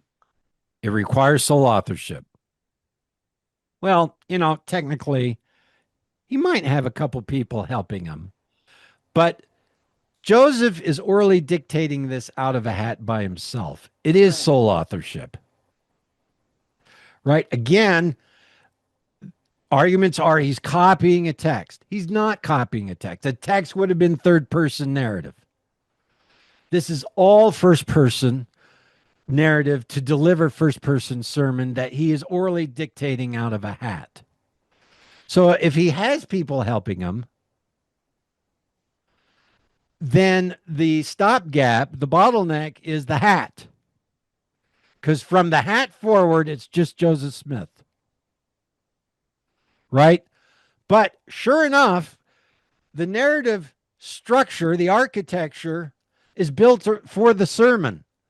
And no one's doing that. Rigdon's not doing that. Spalding's not doing that. The preachers are sermonizing. They're not creating first person histories in order to do. I mean, you find it in the Book of Mormon. All right. Why this model fits better than ancient parallels: sermon dominance across the text, persistent first-person voice, genre instability between narrative and exhortation, absence of ancient historiographical structure. The Book of Mormon aligns with revivalist sermon culture, oral formulaic composition, extemporaneous dictations, performance-based authority, reframing the Book of Mormon, not felled history, not disguised epics, not misused colophons, Sermonized narrative, where story exists to support preaching. Conclusion, first person narrative is the enabling technology that allows continuous revival preaching to function as scripture. Okay? That's my conclusion. After reading Davis and reading the Book of Mormon, my conclusion is the first person narrative, which I'm not finding in antiquity or contemporary with Joseph Smith, is an enabling technology that allows continuous revival preaching to function as scripture. He's selling the sermon because that's what people are buying. So I'm arguing sole authorship from the hat forward. Okay. Questions? No, that makes sense. Wait, what you said is once Joseph puts his head in the hat, it's just Joseph in the hat. So that has to be it. Not to say there aren't influences beyond that, before that, but yep, that makes complete sense. So look, this took, I work on this part-time, but I reviewed a bunch of ancient histories, reviewed a bunch of ancient texts, used AI, read some of it, read a lot of the Book of Mormon, read sermons, read Davis's book again, to try to identify, remember our problems. Where is first person narrative in speech that dominates the Book of Mormon coming from? Up until this point, we would argue that first person speech is coming from sermon culture, and first person narrative is Joseph's innovation to present sermons. And this is why we get first person narrative delivering first person speech in sermon mode. And this is, this is the end of the presentation. Except there's one more level into this rabbit hole. Now we're going to go to the bottom of the rabbit hole. Here we go. Hold on. In this model. If Joseph Smith is getting first person speech from first person sermons and he's developed first person narrative to deliver first person speech, then, we should be done, except for the fact that the original manuscript and printer's manuscript is full of early modern English colloquialisms. Yeah. See, to me, that's a problem. Well, what is that? What is early modern English colloquialisms? Not only is the Book of Mormon full of first-person narrative and speech, but it's got these idiomatic usages of early modern English. So, what is early modern English? Do you want to read that, someone? I'll read it. Early modern English is a historical stage of English used roughly between 1475 to 1725 CE. It is the language of Shakespeare, the King James Bible, and early modern legal and religious texts. Some phrases that sound like bad grammar to modern readers are perfectly acceptable English during the early modern period. The earliest manuscripts of the Book of Mormon contain numerous constructions identified as EME, early modern English. Most of these forms were edited out in later printings, and many do not consistently appear in the King James Bible. How did EME forms appear in a text dictated orally in the early 19th century? This is a problem. So we could argue that Joseph Smith is getting the style of narrative and sermon from sermon culture, but he's dictating early modern English idioms as he is performing the text. And preachers of his day are not preaching in early modern English. So if he's training himself in sermon culture, where's he getting the early modern English from? To me, the early modern English serves as a textual graffiti. What the hell is it doing there? It shouldn't be there. It's scrawled across the wall. It doesn't belong. Does it belong in antiquity? He's reading this. He's reading early modern English out of the stone. What, does it belong in antiquity? No, it doesn't belong in antiquity. Does it belong in Joseph Smith's day? We're going to go through some arguments, but I will argue probably not, most likely not. which means we've got a layer of text that isn't fitting my model, which is he's created first person narrative to deliver first person sermon that he's hearing in his day, but it's not being preached in early modern English. Well, I always kind of thought that he did it possibly just to sound more religious-y, right? To sound more important, to, you know, how sometimes missionaries will write letters in Book of Mormon language to sort of affected. I don't know. That was one of my theories. Just maybe it sounded cool to him. the problem, so the major study done on this, I've quoted here, it's Royal Skousen, Stanford Carmack, The Nature of the Original Language of the Book of Mormon in the Critical Text Project. And I've summarized their argument as best I can on this slide. Do you want to read it, someone? I can read it. The Carmack Skousen position. The earliest text of the Book of Mormon, the original and printer's manuscript, exhibits a systematic linguistic profile best identified as early modern English, or EME. Many forms long dismissed as bad grammar are in fact attested and acceptable constructions in early modern English. The more part of, plural was, they was, in them days, do away, meaning dismissed. Those are examples. Yeah, examples, which I always thought was more of a kind of a hick way, you know, like just sort of a low way of talking. But no, you're saying this is acceptable in early modern English. Perfect early modern English. Yeah. The density, consistency, and distribution of these features form a linguistic fingerprint that cannot be explained by one, Joseph Smith's known dialect, two, the King James Bible imitation, three, random archaism or stylistic affectation. Joseph Smith did not freely compose the wording of the text in his own language. Instead, he transmitted or read a pre-existing English form whose language aligns with early modern English rather than early 19th century American speech. That's their thesis. Yeah. Yeah. So this isn't you saying this. No. This is Skousen and I'm summarizing their position. Yeah. Carmack, yeah. Skousen and Carmack. Look, they show that many of these constructions really aren't in the King James Bible. So the King James Bible was written during the early modern English period, but the King James Bible is written in a formal register that is poetic. And so you would expect first off, the Book of Mormon is also written in King James English. Should King James English be the writing style of the Nephites? No. What the? So King James, no, sorry. The more biblical the Book of Mormon is, the less historical it is.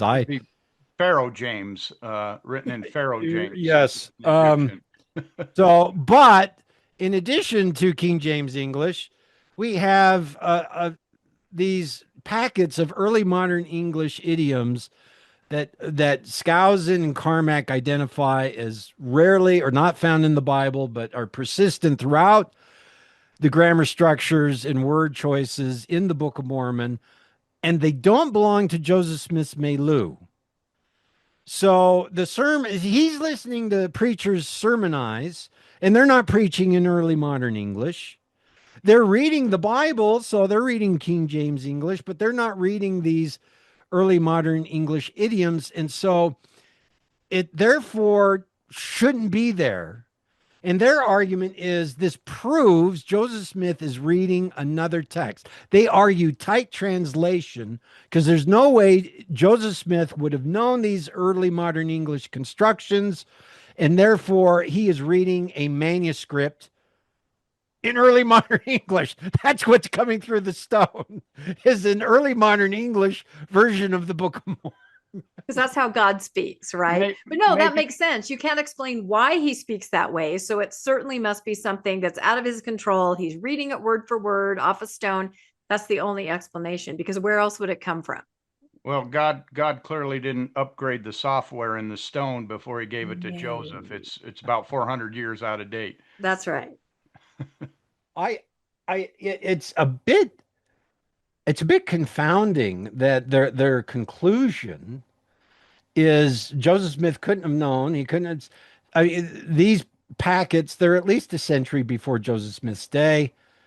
Um, Mind you, the apologists never kind of argue this kind of thing the other way.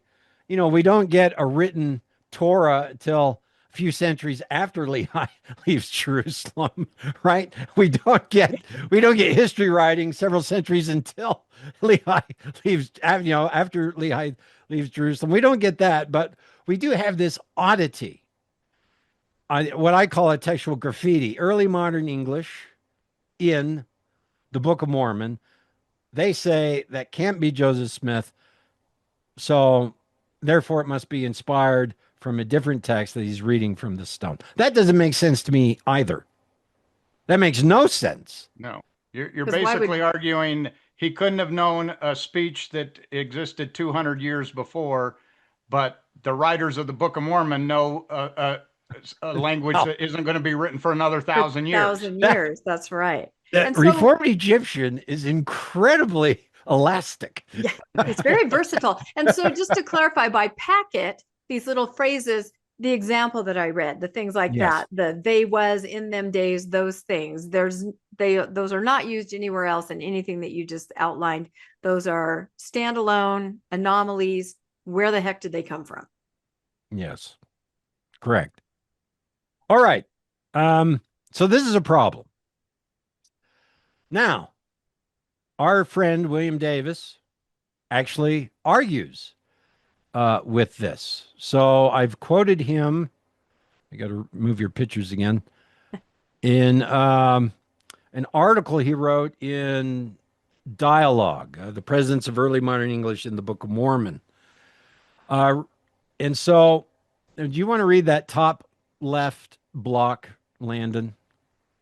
Some residual dialect hypothesis. Some scholars argue that early modern English features in the Book of Mormon could derive from inherited New England, New York dialects, which themselves descend from 17th century English speech communities.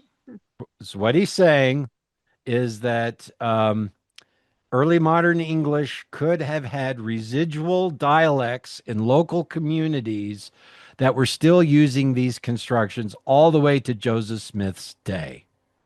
So Davis simply pushes back and said, hey, who says that Joseph Smith didn't speak in these colloquialisms? That could have been a dialect of New England that he grew up in. Okay. Basically, the Amish Right. using Old Dutch. Right. Great example. Do you want? So here's a extended quotation. You want to read that in the middle column? Another important observation by Skousen and Carmack is that the language of the Book of Mormon contains a number of early modern English features that either do not derive from the King James Bible, hereafter KJV, or do not share the same meanings or types of usage. In other words, the KJV text could not have been the exclusive model for the entire array of archaic style language in the Book of Mormon, an observation that undermines the argument that Joseph merely lifted and recycled KJV verbiage to articulate the Book of Mormon. Some of the features necessarily had to originate from a non-KJV source or sources to which Joseph Smith, according to Skousen and Carmack, presumably did not have access. All right. So Davis is making two arguments. One, there could have been residual early modern English in local communities that Joseph Smith spoke in. And two, sure enough, a lot of the idioms are not coming out of the King James Bible. Therefore, there must be some source other than the King James Bible that Joseph Smith is accessing. And it might be these residual dialects in the countryside. Now, here's my reflection on this argument. Dialect inheritance, right? He's speaking in early modern English. First off, I'm not a Mormon historian. I would like to know if all the other writings and speeches of Joseph Smith contain early modern English idioms. I don't know that. Dialect inheritance alone does not explain the concentration of early modern English features in first-person performative speech.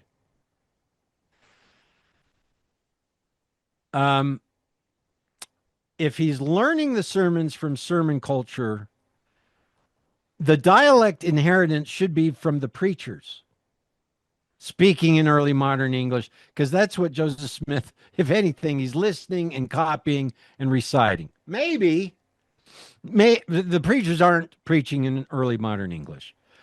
So maybe then you argue, well, then Joseph Smith is listening to the sermons, and then just as he articulates it, he articulates the sermon in early modern English because that is the idiom he speaks in. If that's the case, one would expect to find an even distribution of early modern English idioms throughout the Book of Mormon text. If he speaks this way, if this is his natural way of speaking, then we would expect to find early modern English packets pretty much evenly distributed throughout the Book of Mormon. If these idiomatic usages exist in clusters or aligned with some portions of the text more than others, then dialect inheritance alone does not explain this feature. That's my argument. Okay?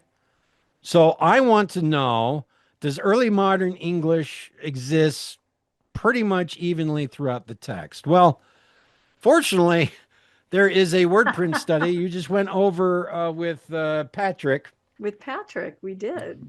A fellow named Rob Terry. Right. The apologists are using all these word print studies showing that there's multiple authors because they're using different word choices, different noun verb constructions, slightly different, not hugely different, but they're different enough that we'll call them a different author.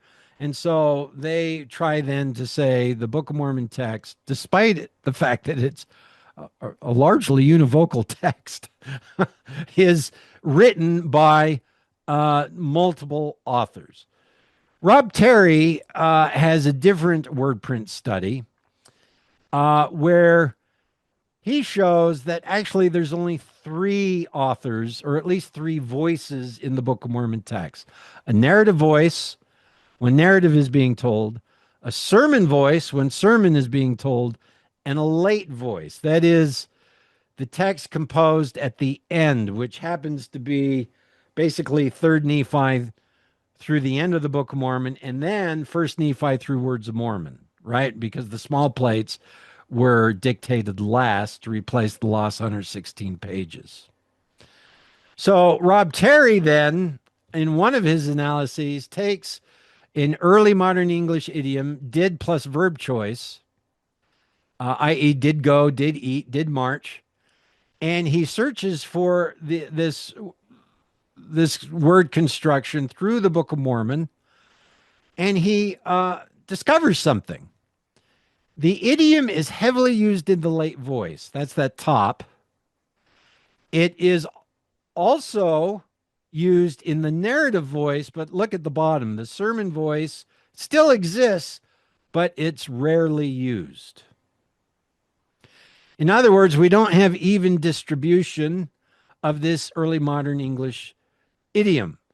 It dominates the latter part of the text, dominates the narrative part of the text, rarely occurs in the sermon part of the text.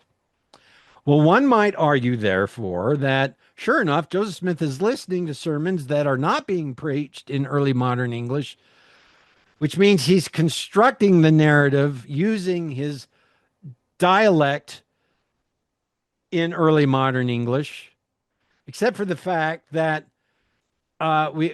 it's doubled or tripled in one portion of the narrative as opposed to the other portion of the narrative. So it's not evenly distributed. Now, look, there could be a host of reasons for that. Can you guess of any? Just as I reflected on it, I'm thinking there are a couple options here as to why this might be the case. I'm guessing it's kind of what you talked about earlier. If he's acting it out, you'd use a different voice than if you were telling something in a story. Right. But then why more early modern English idiomatic usage in one part of the text, not the other? it would lead one to believe that at least the replacement text was more semi-extemporaneous, more ad lib than Mosiah and Alma, which had already been pre-prepared. Again, this model, none of this makes sense as an ancient text. Well, let's just make that clear. I cannot understand Carmack Skousen's argument that this, therefore, is not a text that Joseph Smith could produce. Well, it's not an ancient text. so we're dealing with early modern English between 1500 and 1700 and sermon culture, Joseph Smith's day. We could perhaps, if Joseph Smith is the author, and clearly this is my argument, then in a pre-prepared narrative that he has already mentally gone over and recited in practice, ready for a recitation out of the hat, then he might use a sort of prepared formal dictation for the narrative that uses less of his natural dialect if it is early modern English. And then when he has to produce a replacement text, it's not prepared. It's more extemporaneous. He's like, I'm never getting those pages back. I've got to quickly create something and then quickly practice it. But as a result, these kinds of idiomatic usages that he's using in his speech pop up more. Does that make sense? That totally makes sense. When you're winging it, when it's off the cuff, like, you're just asked to speak suddenly, Yes. You're going to be more natural, loosey-goosey. You're going to kind of just be saying what comes to mind. If you have your bullet points, if you have your 3x5 card, if you've rehearsed it, you are going to be more systematic. You're going to have phrases that you've already thought of as opposed to just getting up like I am right now and winging it, right? No, I totally agree with you. That is fascinating. It's still very unsatisfying to me. And in fact, the whole dialect inheritance of early modern English being spoken in local communities around Joseph Smith, that's a tough one for me too. So I'm not a huge fan of Davis's argument. But we have to put it on the table. What we know just in this study is this verb form concentrates in the narrative and not the sermon portion of the text, and in doubles and triples in the late portion of the text, not the early. All right, so that's interesting. It's a fingerprint. We just still have a problem. Landon, do you have a question? He's thinking. Nope. All right. Well, I looked at this and, look, I spent all that time going through histories and epics and religious texts and philosophical texts, just trying to confirm a colophon. And I looked at this and I kind of did the same thing. I'm not satisfied with the idea that Joseph Smith speaks in early modern English as his native speech. No one, maybe it did and then reformed it, because certainly by the Nauvoo period, I'm not reading anything Joseph Smith is saying that's written in early modern English. Maybe it is. Maybe ask Dan Vogel or William Davis. I didn't ask them when I prepared this, so that's bad on me. They'll weigh in. They always do. Well, I hope they do, and I hope they do too. Yeah, I hope absolutely. they critique, Please. correct, suggest. So, I'm trying to solve, for me, what makes sense and what doesn't make sense. And right now, this is still a mystery to me. And by the way, I think I've solved it. We have no doubt. Possible sources. Early 19th century working class families. This is Davis, by the way, quoting from the dialogue article. Early 19th century working class families, for example, routinely read and studied the works of several influential authors from the 16th and 17th century and 18th centuries, resulting in the repeated exposure to presumably inaccessible and obsolete vocabulary, archaic expressions, and early modern English grammatical and syntactical constructions. So Davis argues it might not just be dialect inheritance from local communities, but they might be reading early modern English texts. And, look, Pilgrim's Progress was written in early modern English. And besides the Bible, it was the number one text being read. Very popular. Guess how much first person speech is in it? There is some. 1%. It's a single. I actually did that analysis. I don't have it in front of me. The first person narrative is in single digits. It opens up in a first person narrative frame. The narrator is saying, I had a vision, and this is the vision I had. And then he tells Pilgrim's Progress in third person. But many of the characters speak in first person. So the first person narrative, it has a first person narrative frame, which is interesting, but most of the narrative is third person. So first person narrative is still single digits. First person speech is still very low. Way too low for the Book of Mormon. So then does he get early modern English by reading Pilgrim's Progress or other texts? What's the problem? What's the problem with that thesis? I have a problem with that thesis. My problem with, if you ask me, I'll tell you what my problem. What's the problem, John? My problem with that thesis is you don't read a text and pick up its grammatical constructions in an oral performance. You rely on the grammatical constructions you speak. So it has to be dialect inheritance or something else. But I don't like these textual sources, because Joseph, if that's what they were, Joseph Smith would not have picked them up in oral performance. I don't think he would have. Does that make sense?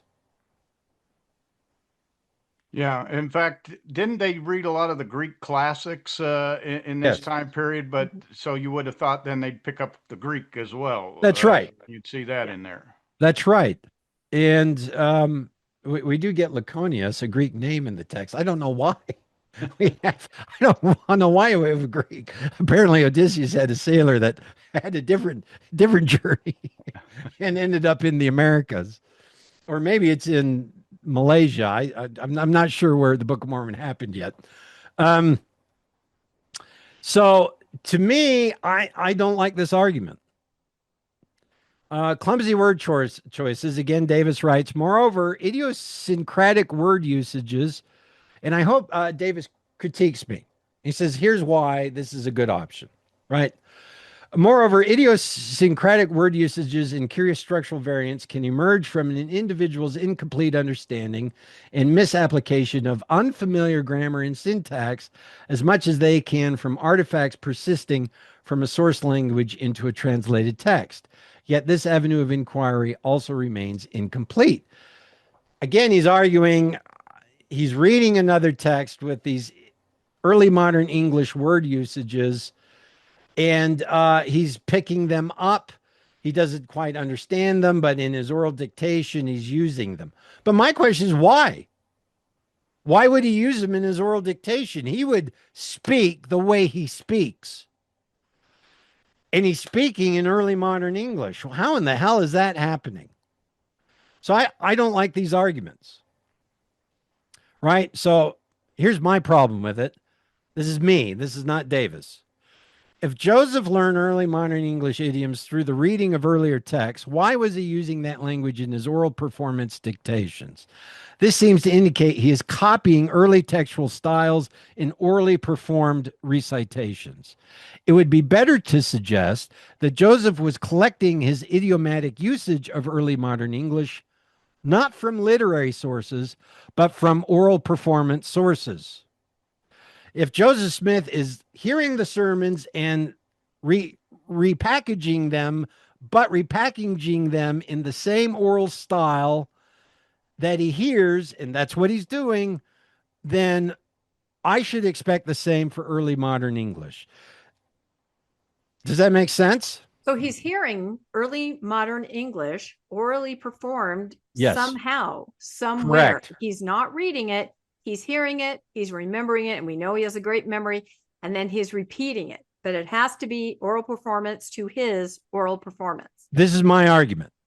So this is not Interesting. Davis's argument. Maybe he makes that argument, but I haven't read it. This is my argument.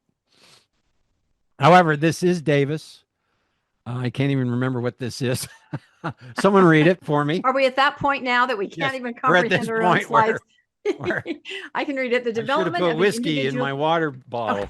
Is that what we were supposed to do? I missed that somehow in my mug here. So, okay, I can read it. The development of an individual's idiolect. Is that how you say that? Idiolect. So I Idiolect. define that at the bottom. An idiolect is the linguistic system of one person differing in some details from that of all other speakers of the same dialect or language. In other words, one person of the village speaks slightly different than everyone else in the village. I feel like an idiot not knowing what an idiolect is. Moreover, does not confine Generally, it's the village idiot that has the idiolect. Idiot. Clearly. Okay, now we are getting silly, and this is a very serious topic. It is. All right. Moreover, does not confine itself to colloquial language. Rather, language learners also begin to acquire and differentiate between multiple registers of speech, such as the casual language used among friends, versus the language of decorum in formal settings. These different registers not only have the arrays of preferred vocabulary associated with them, but they also find expression through a variety of attendant grammatical, synectical, and rhetorical forms. From a cognitive linguistic perspective, these registers also accompany specific context or speech event frames, such as the varied language we use for fairy tales, academic lectures, spoken conversations, obituaries, newspaper reports, horoscopes, and business letters, among others. And as such, these contexts thereby contain schematic knowledge about styles of registers of language use. This understanding of speech registers within I can't even say it again. Idiolect. Say it, John. Idiolect. Idiolect have direct relevance to the question of Joseph's role in the translation of the Book of Mormon, as well as the appearance of novel utterances in the text. And that makes sense. You speak differently when you're telling different things for a different purpose. Absolutely. I'm glad you followed that. Podcasting voice, right? We have just lost the rest of your audience. No, we haven't. That's very dense. No, it's but only that's getting more exactly interesting. what Davis is saying. Yeah. There are different rhetorical roles that occur in society, and each one of those roles has a different idiolect. You use different word choices when performing different roles, right? So there's certain grammar constructions when you tell a fairy tale, certain word choices when you give an academic lecture, certain choices when you have spoken conversations, which means the same person can be using different word choices by performing different roles depending on how he's speaking and in what context he is speaking. I think this is very helpful. One, it might explain all those word print studies that the apologists are constantly using. Interesting. But the argument here is early modern English being used as an idiolect? That is there some oral performance that Joseph Smith begins speaking in, that he begins preferring usage of early modern English idioms, so that he would not be speaking it in other contexts, but in some contexts he would be using it, right? No, I think that makes sense. Think about a person who's a normal person speaking to you normally in the foyer at church. Suddenly he's asked to pray. He walks to the pulpit and launches into this, "Oh, our gracious, eternal, thou art." It's a completely different language that he's using than 5 minutes before when he was talking to you in the foyer. It's performative for that particular context. Right. and kind of weird. Right. And likewise in business, Yep. I always write in, I never write in first person. You always Right. use the company name. You don't say we or I. You're very more formal and specific. Indeed. First person narrative in the Book of Mormon is an idiolect. When Joseph chooses to construct a narrative in first person, no one else is doing that. He's created a sort of oral performance register in order to tell a story, and he's using it when he produces scripture. And he's using it so that he can then tell a sermon. This is my thesis. But we have a new contextual constraint, and it's this. After reading all of that, I want a linguistic register, this way of speaking in a special way that is performed in first person speech in a formal oratory practice that allows Joseph Smith to think in first person narrative and voice from the early modern period. This is what I want. I don't want much. I don't want Joseph reading Pilgrim's Progress and then creating a brand new idiolect in order to construct the Book of Mormon. I want Joseph hearing an oral performance in an idiolect that includes early modern English in a first person narrative and speech performance context. Because if he hears it repeatedly, then he might speak it repeatedly, just the way he does the sermons. Do you understand what I'm saying? You said that, if it's an ancient text, you want to see gold plates with first person narrative history to prove it. Now you're saying, since it's a modern text and Joseph created it, in order to make that proof, I need to see a first person speech that allows Joseph first person narrative that speaks in early modern. That's what I need to find to show that. Correct. Somewhere in his environment. You were drinking whiskey because you followed my line of logic. Of course. So he needs to find this. He needs to be exposed to this somewhere in his world where there's someone or something doing this, performing this in this way. Okay.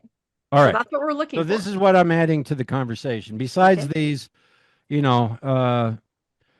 critical asides where I am saying, well, here's my problem with some of this, and here's how I think he's constructing the first person narrative to perform the first person sermon.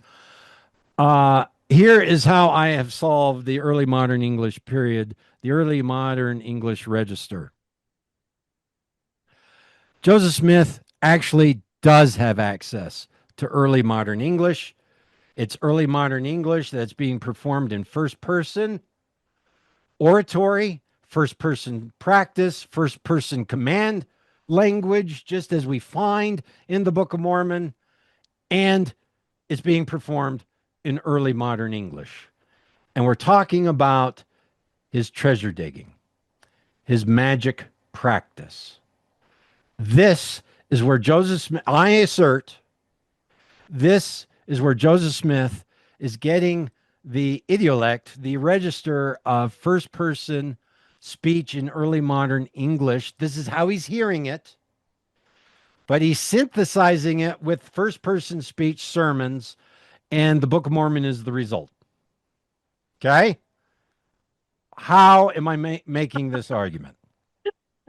Sorry, I just had to clap. I see where you're going. Oh my God, this is incredible. and no one's listening to the podcast at this point. Yes, So it's just us three. It is not. Everybody chime in. Here. No, John, oh my gosh, I see what you're doing. This is amazing. All right.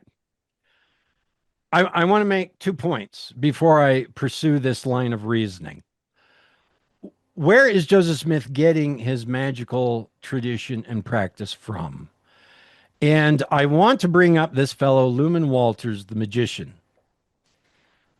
because we know he's very well attested to in historical sources, and we know that he is doing treasure digs with the Smith family. He's born 1789, Connecticut, dies 1860, New York. Now here's the thing.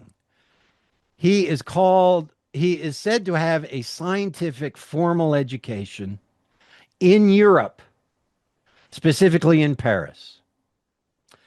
He's also a magician. He's known as a folk magician and occult practitioner using seer stones, magical books, and divination. Presumably that he's learned in Europe. Reputation, he's arrested in 1818 for fraudulent magical practices, and he's worked as an itinerant seer. He has a stone that he can see things out of, and he's performing ceremonial magic, including treasure digging magic using a seer stone. Smith connection. We know that he was the seer in a treasure dig in 1822, 1823, where Joseph Smith Sr., Alvin Smith, and Joseph Smith Jr. participated.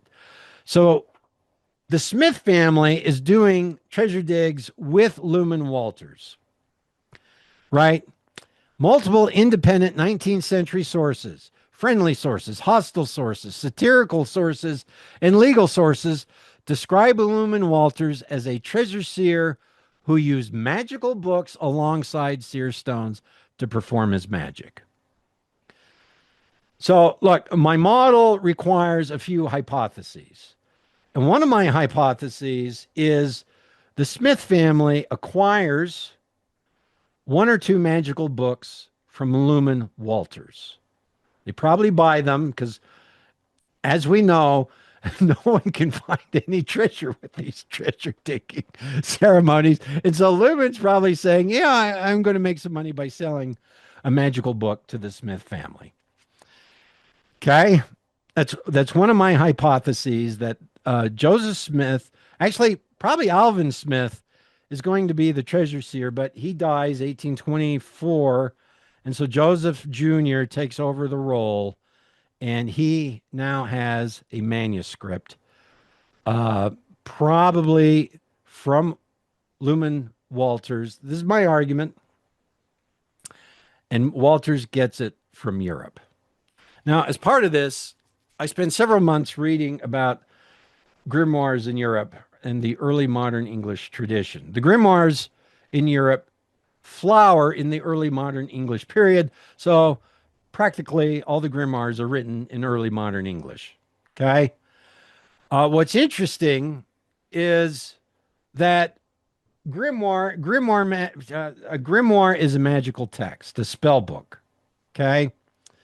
In fact, let's just go over this, because there is a real problem with people calling Joseph Smith's magical usage folk magic. It is not folk magic. Charms versus grimoires. Folk magic is primarily oral and local, focused on practical needs, healing magic, love magic, lost objects, counter witchcraft. My neighbor is a witch. I need to cast a protection spell on my house to protect my house from my neighbor, the witch. I just have to chuckle through it sometimes.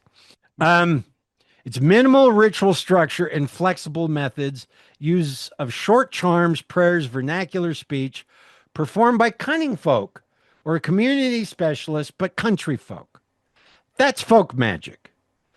Joseph Smith is constantly being, we are constantly being told by both apologists and critics that Joseph Smith practices folk magic. In fact, Quinn uses the term repeatedly.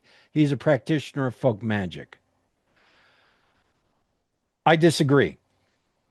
So hypothesis number two. Hypothesis number one, Joseph Smith acquires a grimoire, a spell book from Lumen Walters. Hypothesis two, it's a grimoire.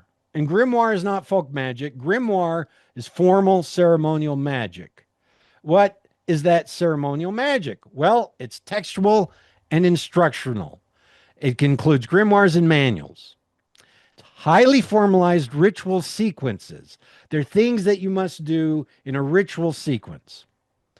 It employs the use of protective magic circles, consecrated tools, sacred names, and formal ceremonies.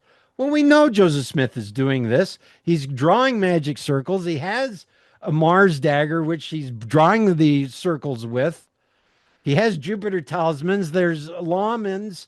These are all part of formal ceremonial magic practice. It works within cosmological hierarchies. There is a cosmovision of angels and spirits and planetary powers. One influences another. In fact, the entire cosmology of the Book of Abraham, of God being at Kolob, and there's 15 levels. This is ceremonial magic cosmology. And its language is marked by first person authority and speech. In these formal ceremonial invocations, the conjurer performs everything in first person speech. Okay? And the grimoires are written in early modern English. I am now identifying an oral performance practice performed in first person speech in early modern English. If Joseph has a grimoire. Okay? I think he has a grimoire, and thankfully we all know what that is because of Wicked, right? A couple years ago you could have said that and no one would know. I think he has one, and I think it is in the vault, the granite vault. I think the church has it. You think so? I do. I think so, but it breaks everything open if that's ever discovered. Well, I think it's there. We have his Jupiter talisman, same kind of thing. Yeah, as you describe ceremonial magic, I couldn't stop thinking the temple ceremony is ceremonial magic. All of these things highly formalized. I command, Names. protective circles, the prayer circles, formal ceremonies, uh, angels, spirits, all of that is in the temple. But as Rebecca said, we know he had grimoires because the stuff on the lamans and the stuff the Jupiter talisman are directly out of grimoires. Right. They even know which grimoire they came from, so Yep. we know that he knows what's in the grimoires because he's using it to create the tools that he uses for the ceremonial magic. Yeah, here's the thing. So we know that some of the images are taken out of Simon Barrett's uh help me, the Magi. What's the name of the grimoire? Yeah, I can't. I've got it downstairs. I've got a brain cloud. Hurry, send the dogs down to get it. Alice, I command you, go get the Yes. grimoire at the kitchen table. I've read that grimoire, and it's sort of a summary of practice. It has seals, it has things that you must perform. It tells you how to create a magic circle. It's very instructional. The maggots. The magus. The magus. Yes, I think that's what I said. Yeah, we were saying magi or something. Oh, okay. The magus. Thank you. The magus. I don't think that's the grimoire Joseph Smith is using. I have very specific reasons why. With perhaps a formal announcement at the end of this podcast. Let me tell you why I think he's using actually a spell book that is very detailed in conjuring magic. So I read several grimoires. It's kind of interesting reading, crazy reading. If people have read the grimoires out of Europe, they're so the leading grimoire in Paris, while Walters was supposedly there, is a grimoire called the Red Dragon. It is a Solomonic grimoire using Solomonic magic, and it is a possible candidate. Here's what we know. Grimoire magic actually between 15 and 1600 had reached every strata of society in Europe.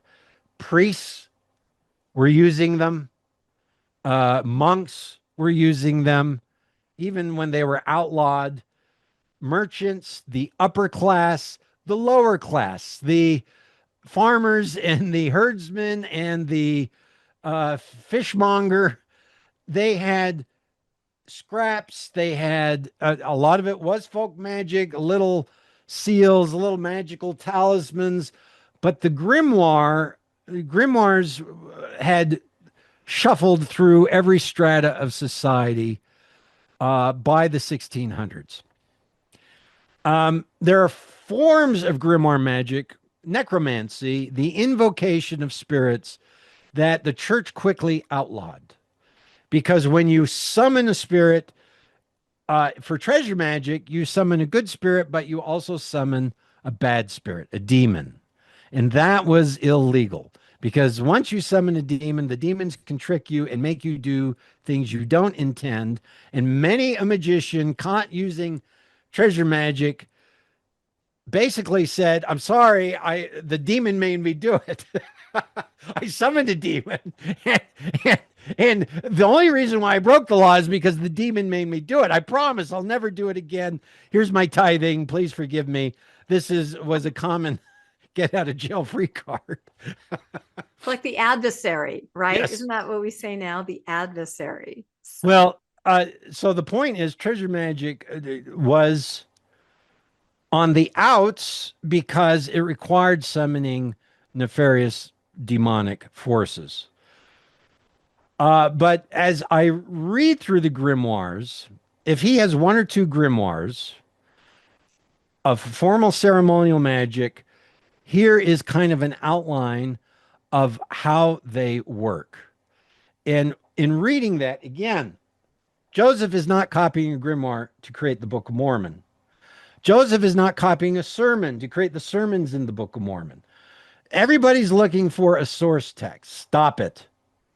This is an oral performance that Joseph is creating, but he is using techniques. He is copying content, ideas, and reformulating it in his own oral performance. Here's what we find in grimoire magic. One, they're technical, ritualistic, astrological, and mnemonic.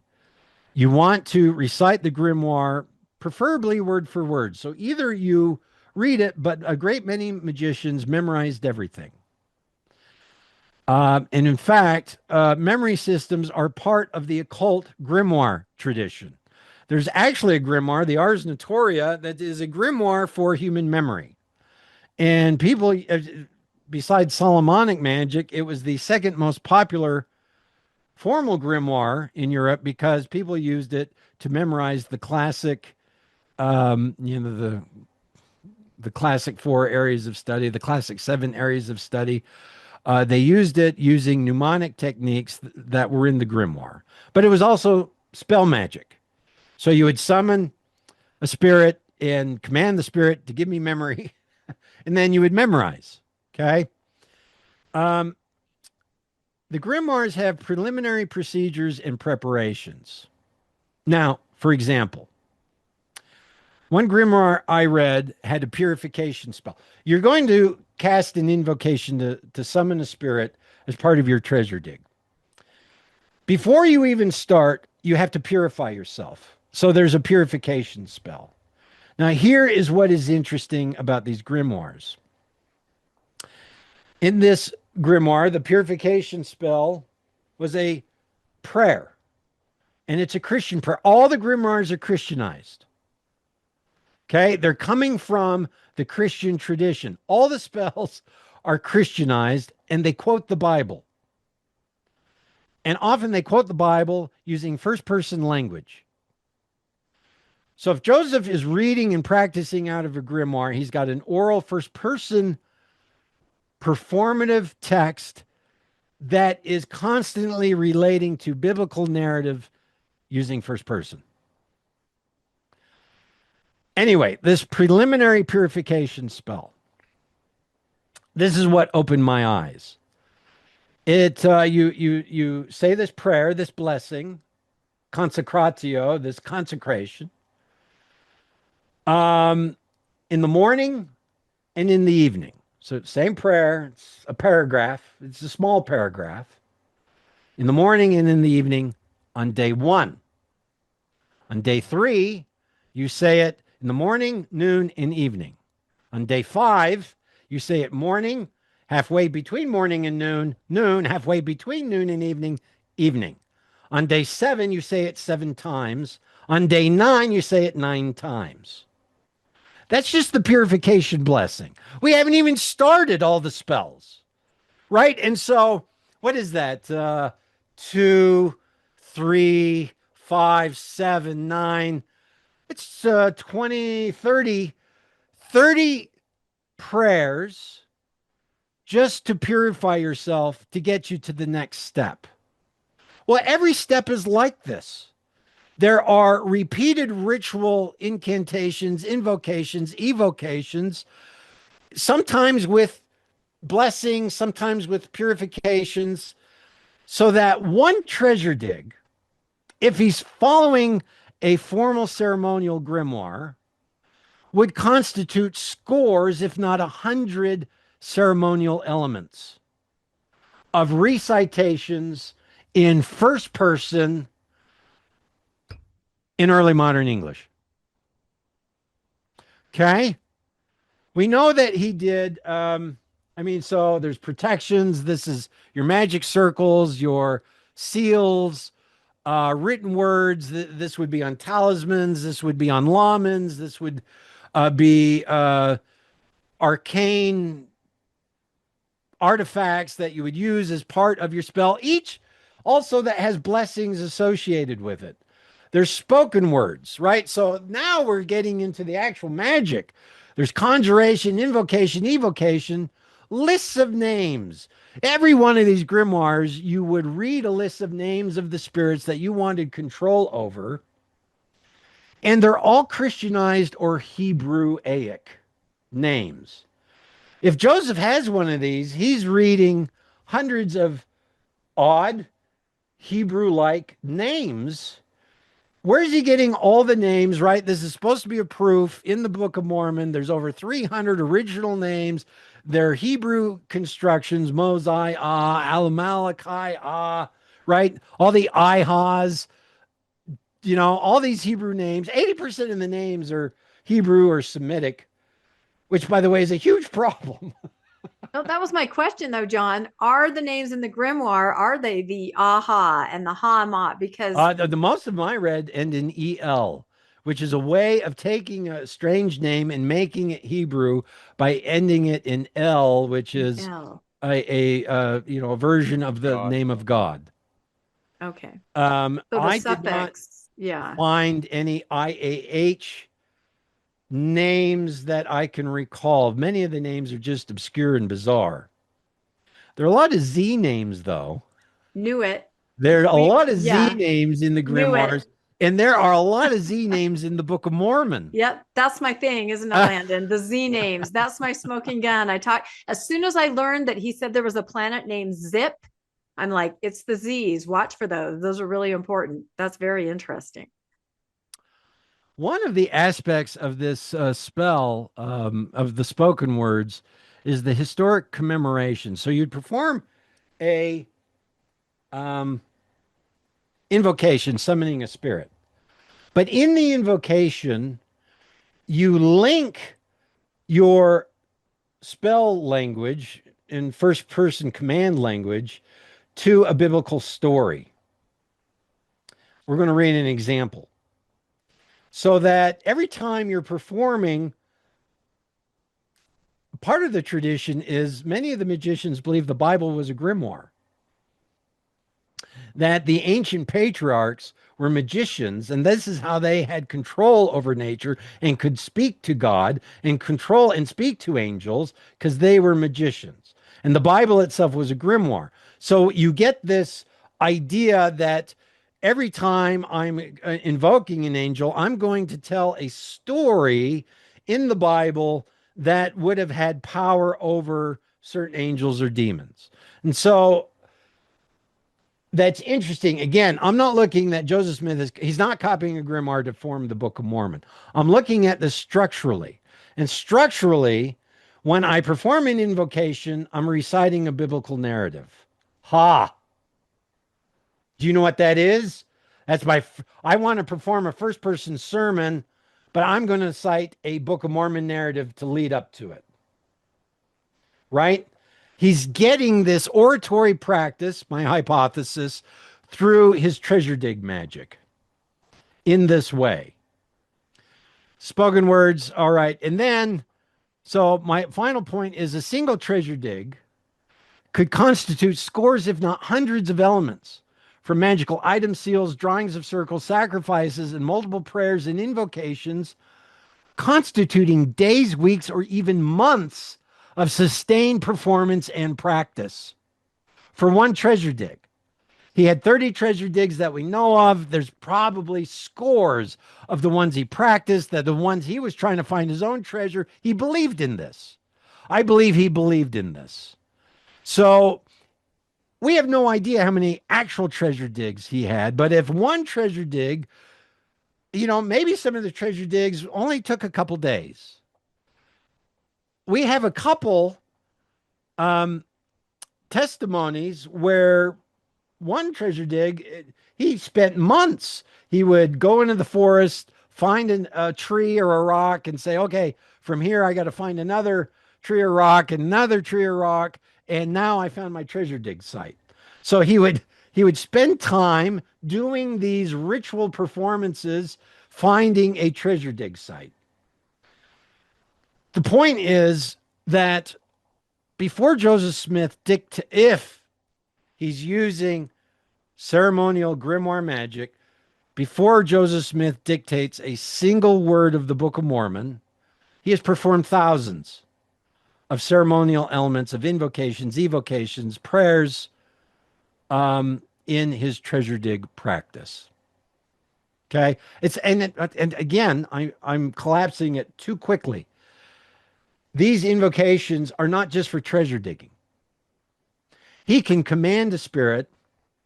Really quickly, the difference between religion and magic is this. In religion, you petition God for a boon. Please, dear Heavenly Father, I really need the money. Would you please give me the money?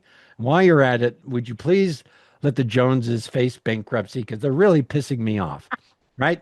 Your standard Christian prayer, as opposed to magic. So right, the prayer is you're petitioning God to help you. In magic, you command the spirits. You don't ask them for permission. You say, I, Joseph, command you in the name of God to give me money and destroy the Joneses, those sons of bitches, right? That's that's invocation magic. You are commanding the spirits to follow you. You're not petitioning. That sounds like a priesthood. Word for word, what I was about to say. By the Melchizedek priesthood that I hold, I bless, command. Yeah, it's all there. I say unto you, receive the Holy Ghost. Exactly. Yes. Look, I tried to use the priesthood. Oh my God, how terrible. But let me ask you, John, I feel like his entire family was immersed in this. You have Lucy Mack talking about the faculty of Abrac. I mean, they were all immersed in it. They all would have perhaps been using this kind of language in their family. Certainly Alvin, right? If he was the one. So would it have just been extremely familiar for them to be using this phraseology in their home? The magical Smith family.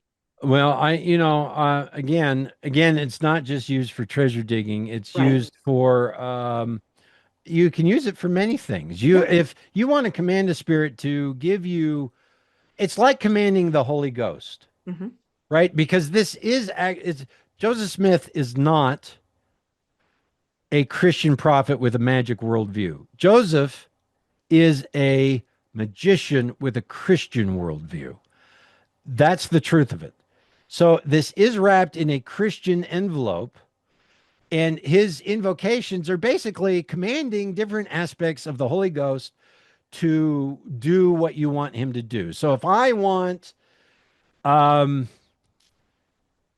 girl to fall in love with me, actually, besides treasure magic, love magic was very common in invocations, right? I would hypothesize that Joseph performed ceremonial magic every time he partnered up with a girl. And it seemed to work. I mean, he also had to groom them, and he isolate them, and he did all the things that Those things. groomers do, but he's performing, I argue, ceremonial magic, which seems to work. He believes in it. It's actually producing results, right? So you could use ceremonial magic to bless your fields, to bless a trip, right? So you would have these ceremonial elements. They could be simple, but they could be more complex. If you're commanding demons and angels, they're more complex. They have lots of ritual elements. He is commanding demons and angels for the treasure digs. So the bottom line is this: before he's dictated a single word of the Book of Mormon, I argue he has performed hundreds, if not thousands, of ceremonial invocations that are all in first person that would have early modern English idioms in them if he's reading an early modern English grimoire, which, most of them are. So that explains this textual graffiti. All right. So let's read an example of an invocation out of a grimoire. This is the Clavicula Solomonus. I name, you insert your name here. I, Nephi. I, Jacob. I, Enos. I, Joseph. Conjure ye by the most potent name of El, Adonai. There's a Z name, Zaboath, which is the God of armies, ruling in the heavens, which Joseph invoked. Joseph of the Bible. Okay? He's now invoking a biblical narrative. And was found worthy to escape from the hands of his brethren, which Moses, another biblical narrative, invoked. And he was found worthy to deliver the people of Israel from Egypt and from the servitude of Pharaoh, which Moses invoked. And having struck the sea, it divided into two parts in the midst, on the right and on the left, which Moses invoked, and all the waters returned to their prior state and enveloped the Egyptians, so that not one of them escaped to carry news into the land of Mizraim.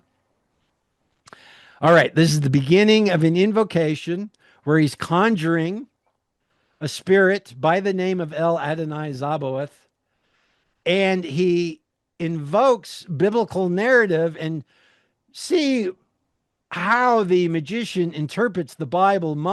The plagues of Egypt are magical spells.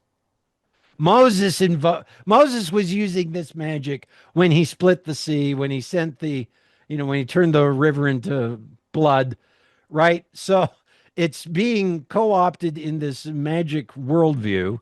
But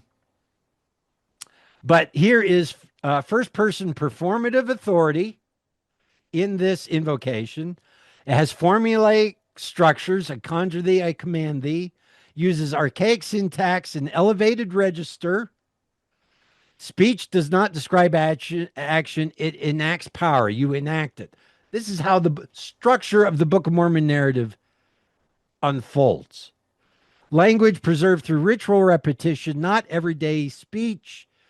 In other words, there is a idiolectic register. Every time Joseph performed ceremonial magic, he spoke in this language, which would contain early modern English. Early modern English, but if plural was, we'll read that in the next slide. Formal conditional clauses and command structure, consistent use across ritual contexts. In other words, early modern English preserved in liturgical and magical registers long after disappearing from daily speech.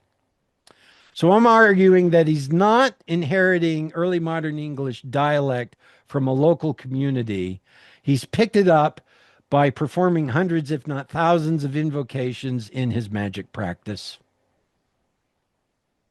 using first-person command speech.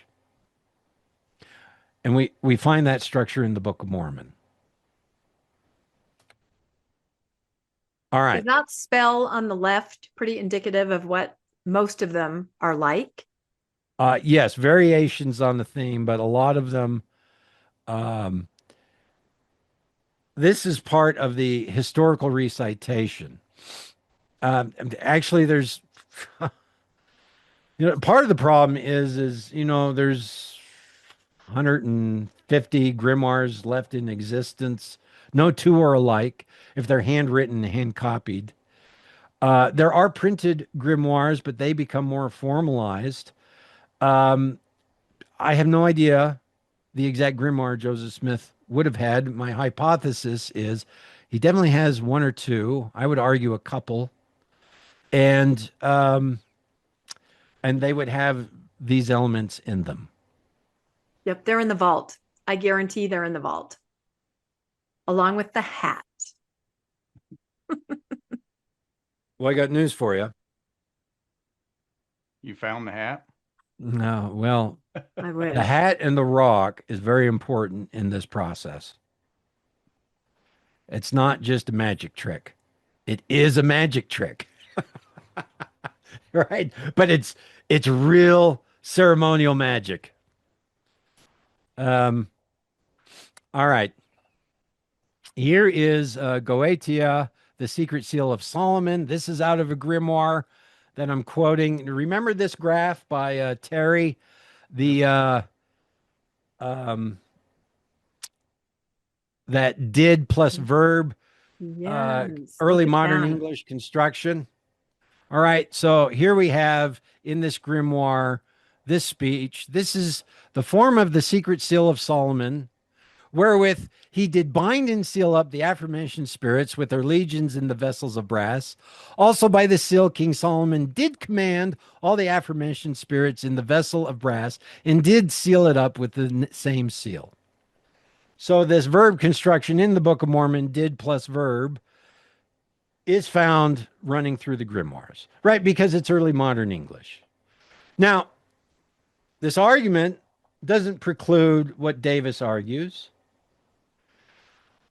But again, I wanted to find a first person oratory practice that was performed in early modern English that would get Joseph Smith to use early modern English idioms in first person performance, because the Book of Mormon is a first person performance. And this is the solution. He's getting it from his ceremonial magic.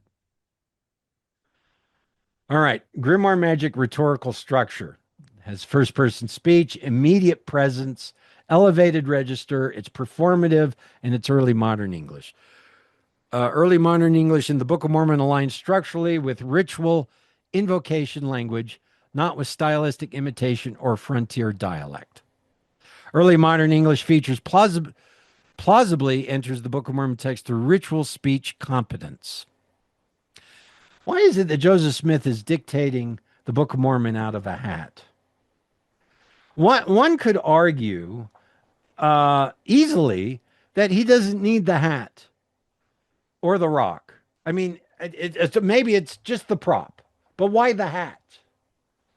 Why not just use the rock? Well, he's got to see the words, right? Right. But he's using the rock and hat in his ceremonial practice. If Joseph Smith is citing these invocations with his head in the hat, he has picked up an oratory register. Every time he performs ceremonial magic, he's got his head in the hat and he's speaking in early modern English, first person voice commands. Okay? Well, now he's now dictating the Book of Mormon. What is the default? If you've done this thousands of times, what is the default speech you are going to want to use? You're changing the ceremonial magic language, but you're still going to use a register of speech that is akin to your habit. And he has habitually performed this ceremonial magic. And I'm arguing these structures then move over into Book of Mormon dictation. Are you still following this? Oh, yeah. No, it's like I said, it's like the guy in the foyer who steps up to the pulpit and just routinely goes into that prayer language that is so familiar.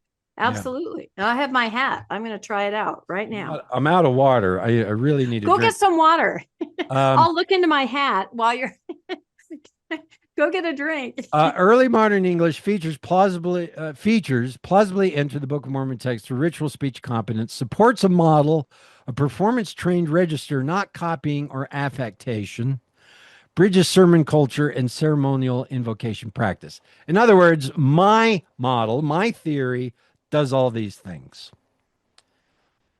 So, my final hypothesis. Does someone want to read that? Because I have spoken a lot. That's right. Go get a drink. Landon, read his hypothesis. Do you mind if I get a drink while you read Go that? get a drink. In fact, you know what? We'll wait to read your hypothesis and we'll just discuss this, which is blowing my mind. Yeah, I think John knows his hypothesis, so I'll go ahead and read it while he's getting a drink. Okay. Joseph Smith's oratorical formation is best understood as drawing on two distinct but complementary training streams: revival preaching and ceremonial practice. From the sermon culture of the Second Great Awakening, Smith absorbed the dominance of first-person exhortation, immediacy of address, and the expectation that moral authority is enacted through spoken performance.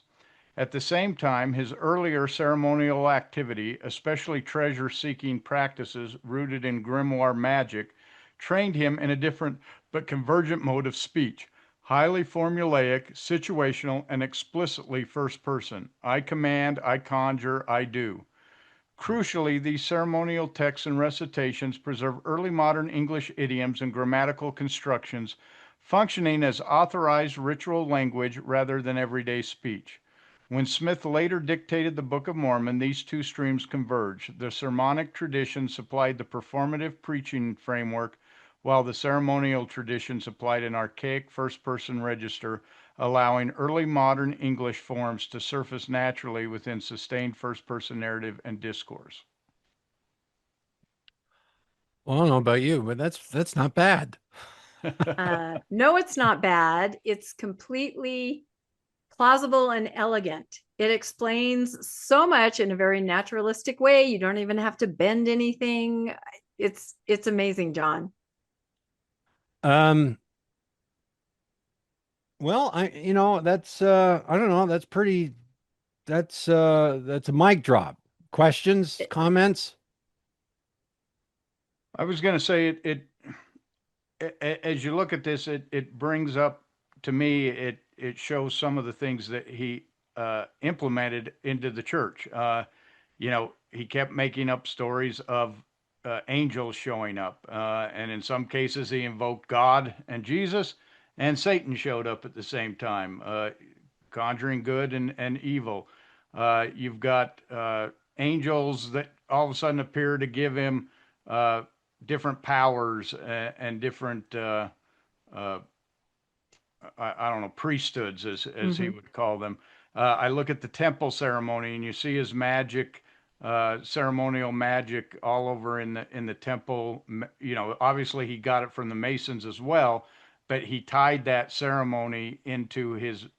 He was a master at combining things around him. He combined his ceremonial magic with masonry. He combined it with with the grimoires to produce the Book of Mormon. He's always combining this. It's always in the background. That ceremonial magic seems to touch every part of Mormonism, and I think that's what makes Mormonism different from all other religions. Other religions, like you say, they ask God, they pray to God. Mormonism commands. That's what the priesthood is. The priesthood is commanding or invoking something rather than asking for it. Well, these are all very good observations. I totally agree, and I would just say you have no idea. Because actually this rabbit hole goes very deep. Yeah. And I have traced this rabbit hole into surprising areas, but we are almost at 3 hours, so we are going to finish this. Why don't you read this last paragraph?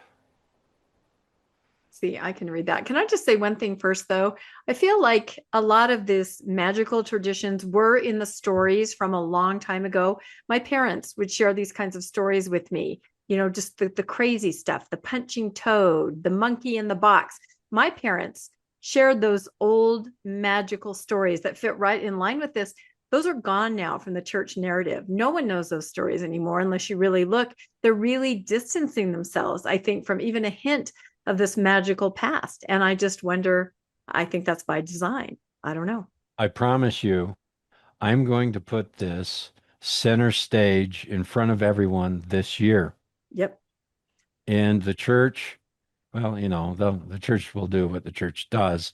Yep. But again, this rabbit hole goes deep. Go ahead and read this. Yep. Sorry, that's what I was trying to say. All right. Refocusing the lens. Both believers and critics approach the Book of Mormon through let's see, sorry, I can't read that. Competing textual biases. Believers, such as Carmack and Skousen, interpret early modern English idioms as evidence that Joseph Smith was dictating a pre-existing ancient translation.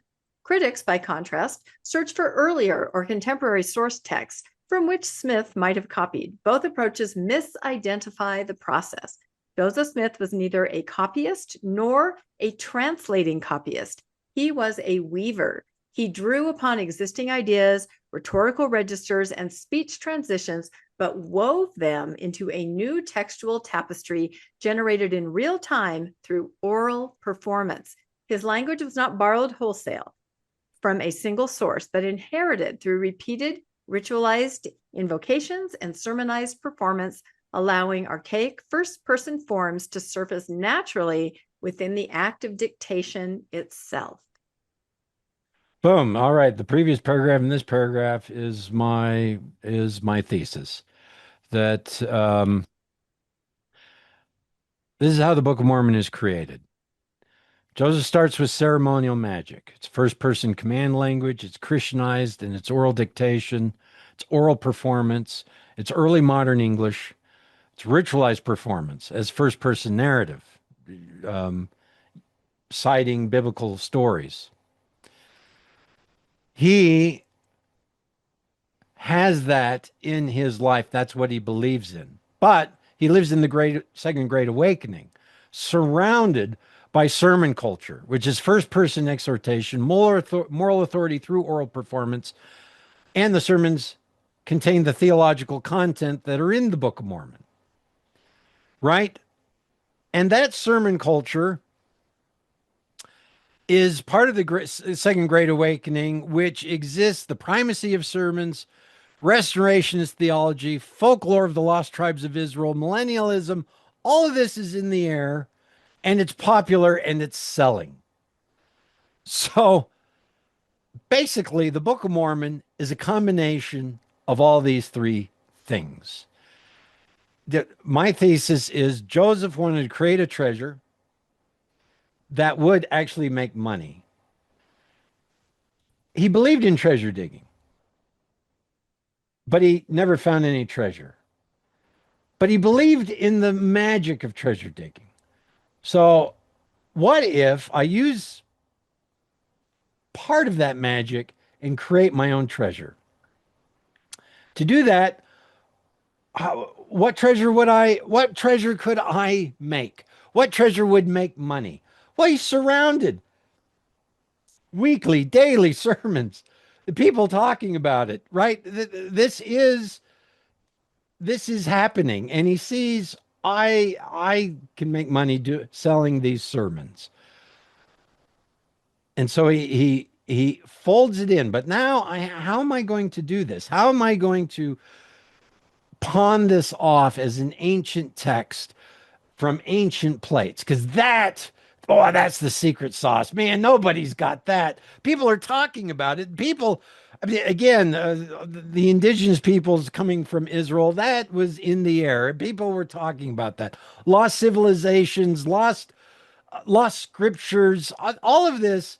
He's tying into, and he says, I'm going to fuse it all together. But now I have to create this text.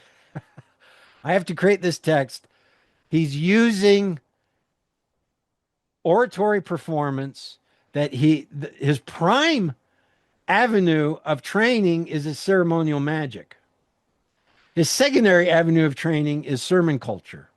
And he combines them both to create first person narratives that are designed to deliver first person sermons, which is what everyone is buying. So that's sort of the deal. So the picture on the right is Joseph orally performing the Book of Mormon using the picture up the upper left sermons, but really the secret sauce is the treasure digs. So this combines in a new way, and Joseph Smith produces this very creative. It's a marvelous text. I I think it's a marvelous text. I think it's a creative text. I think it's very uh, creative how it unfolds. I have a lot of compliments for the audaciousness of and creativity of Joseph Smith. This is a true project. Um, but none of this is ancient. Nothing in the Book of Mormon belongs in antiquity. When I did the orality literacy with you guys, everyone's arguing that the props in the play are anachronistic, still swords, sheep's, goats. And I was arguing actually the stage and the scenery is also anachronistic, right? The entire thing. Yeah. It is every inch, every verse of the Book of Mormon is anachronism. None of it belongs in antiquity. But when you get into these textual analysis of early modern English and sermon command forms and first person narrative, first person speech, you realize you are really dealing with a unique modern, as in Joseph Smith's creation. This is not happening in antiquity. But, I have some admiration for it. All right, that's my ending. And final thoughts. I love those pictures. Landon, final thoughts. I just think what you've done is so important, John. You have a place in this narrative and the history as we, try to understand really what it is. This is just incredible. Landon, what do you think? I think Joseph cannot escape his magical past. Yes. It just permeates everywhere, and every time the answer goes back to that early magical treasure digging that we all were told when asked on our mission. Joseph was a treasure seeker. We were always told, no, he wasn't. That's just anti-Mormon propaganda. And yet now we know that he did, and now we see why no one wanted to believe it, because it permeates the church even today. There's still those pieces of magic that permeate it, and so to be part of the creation of the Book of Mormon is a new angle that I don't think anyone has brought up, that his magic is what allowed him to do this. It's where he received his oratory training. And so, sure enough, the keystone of Mormonism is permeated by magic. You're not going to get rid of it. It's in the DNA of Mormonism. And all I can say is this is just part one of several other parts. Um, I can I can take this topic much further and show very specific textual structures that are very interesting, that will rewrite, in my view, will rewrite what the Book of Mormon is. So this is forthcoming, announcements forthcoming. What I want to try to do is actually make a video. And so I want, a semi-professional video. So I'm trying to raise money to try to get my research out. And, I'm not raising that on your show, but I'm just saying more is coming. And so this is one piece. This is the very first piece. Fascinating. can't wait for the rest. But wait, there's more. That's what we're saying. If you can even believe that there's more, this is so revolutionary and so groundbreaking and so innovative. And I hope that everybody that's watching, will start a dialogue about this. I hope other scholars will reach out to John. Maybe we can even include some contact information.